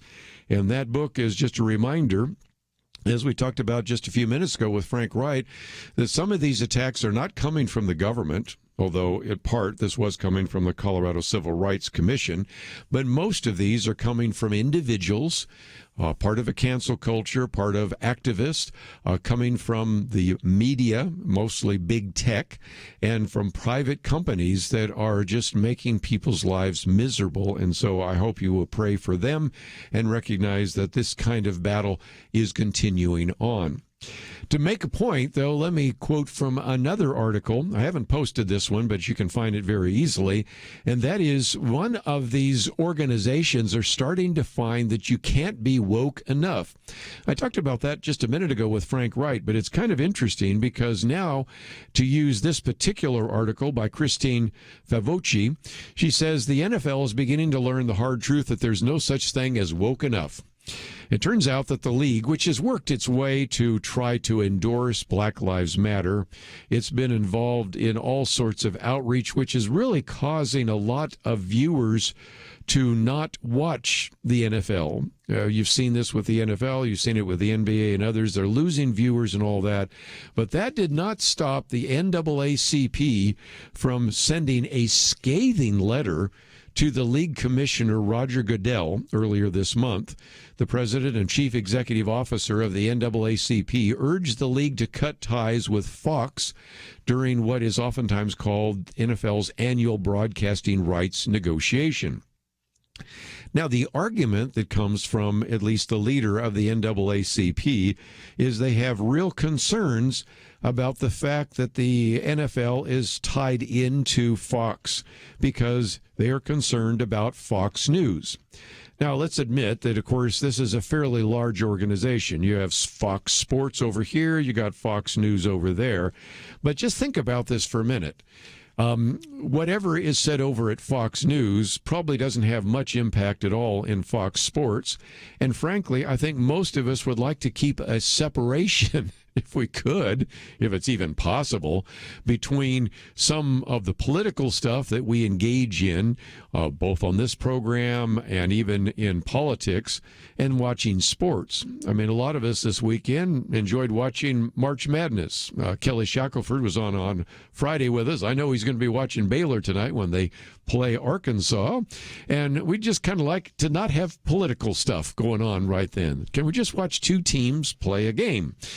No, guess we can't. And so this really strong and forceful letter just illustrates again that even though the NFL has really almost gone out of its way to be as woke as it possibly can, nevertheless finds itself in the crosshairs now. And so even though the people, or at least the leader of the NAACP, does not like some of the things said on Fox News, wants to actually disconnect the NFL from Fox Sports. And even then, is that really fair? I mean, yes, maybe he would disagree with something, I don't know, Tucker Carlson says, something that Sean Hannity says, but there are all sorts of other people at Fox News which may not necessarily agree with some of the things they've said. This painting with a broad brush, and just the fact that if you just stray a little bit with something I don't like, I'm going to try to hurt your business, is not something that the American people are used to. But nevertheless, it's a good example, again, of some people call it a cancel culture. I'm probably going to do a program later this week when I think maybe the phrase cancel culture has been overused. But here, urging the NFL to cut ties with Fox Sports simply because you disagree with some of the things apparently that have been said on Fox News simply goes beyond the pale. So anyway, we're going to take a break on that point, and let me just mention that some of these articles I've been mentioning are on our website today at pointofview.net, and you can find those out. My Viewpoints commentary today is on the global birth dearth, but when we come back, I thought I might just real quickly, since we have a minute or two left, that I would spend a little bit of time answering a question that I've had, and that is, when you had so many psychiatrists and psychologists concerned about the mental acuity of Donald Trump, why are they so quiet about the mental acuity of Joe Biden? I found an answer. We'll talk about that right after this.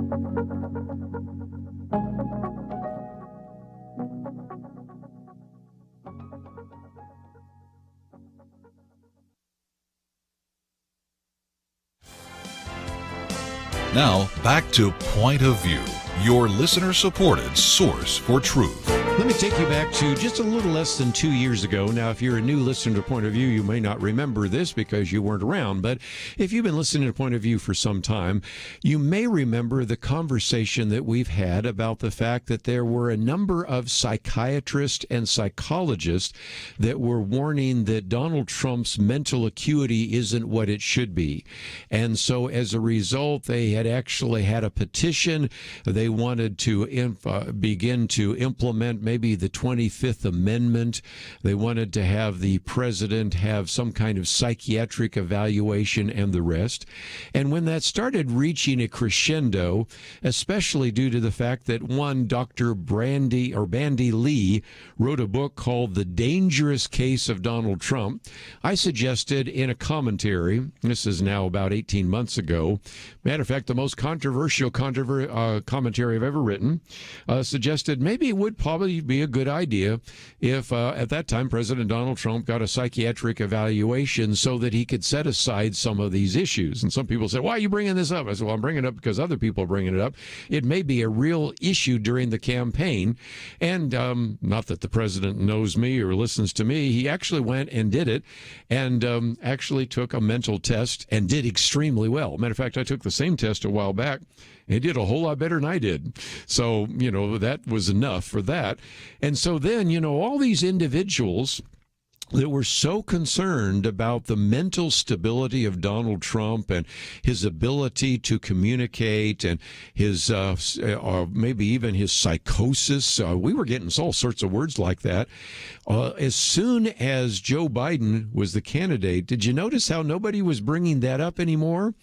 And I figured, well, it's just because they didn't like Donald Trump and they do like Joe Biden, and that was that. But I found out there's a little more to the story, and this comes from the Yale Daily News. The individual I mentioned just a minute ago, the woman, Dr. Bandy Lee, is a faculty member, or I should say was a faculty member of the Department of Psychiatry at the School of Medicine at Yale. And she was fired because she actually not only started criticizing Donald Trump and saying that he is mentally unfit to be president, she also put out a tweet that, interestingly enough, characterized not only Donald Trump, but all of the supporters of Donald Trump as suffering from a shared psychosis, and then even went on to say that Alan Dershowitz, who is a former emeritus professor of law from Harvard and a lawyer on Trump's legal team, has wholly taken to Trump's symptoms of contagion. Well, Alan Dershowitz isn't one to sit back and not say something about that. So he sent a letter to Yale University and to the medical school and said, Dr. Bandy Lee of the Yale Medical School has publicly diagnosed me as being psychotic based on my legal and political views without ever examining or even meeting me. This constitutes a serious violation of the ethics rules of the American Psychiatric Association. I'm formally asking that the association discipline Dr. Lee, and by this email I also formally ask Yale University, Yale Law School, and its medical school to determine whether Dr. Lee violated any of the rules. Well, again, she'd already written this book on the dangerous case of Donald Trump, and so she was warned by the head of the psychiatry department at Yale Medical School, John Crystal. She ignored that, and so they fired her for violation of what's called the APA Goldwater Rule. Now, I never knew this, although I'm old enough to remember when Barry Goldwater ran, there were psychologists and psychiatrists saying that he would be dangerous in the Oval Office. And even that went beyond the pale for some of the liberals to say, we've got to implement a rule. And the Goldwater Rule basically says that it is inappropriate to actually diagnose somebody when you simply do not have a personal evaluation. And so, nevertheless, she went against that, and so she considers, by the way, the Goldwater Rule to actually be something that prohibits members of psychiatrists from giving professional evaluations about the mental state of someone they've not evaluated as a gag order. And so she's now suing on First Amendment rights. But it did at least explain why we didn't hear Dr. Bandy Lee talking about the mental unfitness of Donald Trump during the campaign, nor the mental unfitness, if you will, of Joe Biden, because she got fired. It doesn't explain why some of the others didn't talk about it, but I think it's a good illustration that I think of why we now don't claim to be psychiatrists or psychologists, but when we look at the current president and his mental state, doesn't look good. And yet those that had no hesitation at all diagnosing Donald Trump from afar now are actually being very circumspect about diagnosing at least Joe Biden while he's engaged in some of these very interesting situations that do raise, I think, some fundamental questions. Just before we take a break, I thought it would be worth mentioning a court case that we talked about the other day, but it's a significant one, and it's a case in which you have the D.C. Circuit Court Judge Lawrence Silberman, who actually has made some really interesting statements about the media. If that name sounds familiar, those of you that are Second Amendment people might remember that he was the one best known for his opinion in the Heller decision having to do with the Second Amendment. But nevertheless, he has argued in a case that came before the D.C. Circuit Court that the original ruling called the New York Times versus Sullivan case, which sets a very high bar, is actually very dangerous because it basically said that a newspaper article could only be sued for libel if it engaged in actual malice, which is defined as a reckless disregard for the truth. Now, some of you that are a little bit older might remember the 1981 movie called Absence of Malice with Paul Newman and Sally Field, which really kind of raised questions about that. But his argument, I thought, was really powerful because what he said is that that standard, which might have been appropriate back in the 1960s and 70s and was even starting to get challenged in the 1980s, doesn't make any sense because if nothing else, now the media has become so irresponsible. And he said basically that the New York Times and the Washington Post are virtual Democratic Party broadsheets. He went on to even say that nearly all of television is a Democratic Party trumpet. And so as a result, I thought it was kind of interesting that a sitting judge is looking at the level of media bias today and saying the standard, which makes it almost impossible to sue a newspaper, is one that maybe needs to be reevaluated. Of course, if you're a public figure, I mean, if your name is Donald Trump or Ted Cruz. Remember the suit that Sarah Palin wanted to bring? Not a chance. If you're a public figure, you don't have a chance. And, of course, there have been a couple of suits that have been won, one in particular where CNN, the Washington Post, did settle the suit. Remember that Covington, Kentucky student, Nicholas Sandman. But you even have to, in that case, wonder if they had been a little more cautious if they didn't have this protection given to it by the Supreme Court. So that's why a lot of people are starting to look at big tech and big media and saying, maybe we need a different standard. If nothing else, we at Point of View are going to hold them to that standard, and that's the kind of thing we're going to do every single day, which brings me back to my first article where, at least if nothing else, I'm trying to do some fact-checking that unfortunately, the fact checkers aren't doing. But you hear those here on Point of View. Just before we go, you can certainly join the Truth Team. We have that banner. We have all of those articles there, and we certainly appreciate you joining us here today on Point of View. Want to thank Doug for sitting in for Andrew today. Thank you for your engineering. Want to thank Steve for his help as a producer. I hope you've enjoyed the conversation. I hope you join us tomorrow right here on Point of View. Having civil conversations about important issues seems to be harder and harder. Various media outlets tell people what they should believe, why they should be outraged, and getting people to actually think, well, it can be difficult. Whether it's the gospel, tax issues, social policy, or just about anything else, you need to have solid information and clear thinking to address the hard issues. You need God's truth applied. And that's what you get in less than 2 minutes with Point of View's Viewpoints Commentary, a daily resource to help you be informed and think through the things we need to be talking about. It is free and will arrive in your inbox each day when you visit pointofview.net/signup. Sometimes we know we should say something, but we're silent because we're not quite sure what to say. Viewpoints Commentary can help you break the silence and change the narrative. It can make you a more equipped agent for truth. Get your free subscription to the Viewpoints commentary at pointofview.net/signup. pointofview.net/signup. Point of View is produced by Point of View Ministries.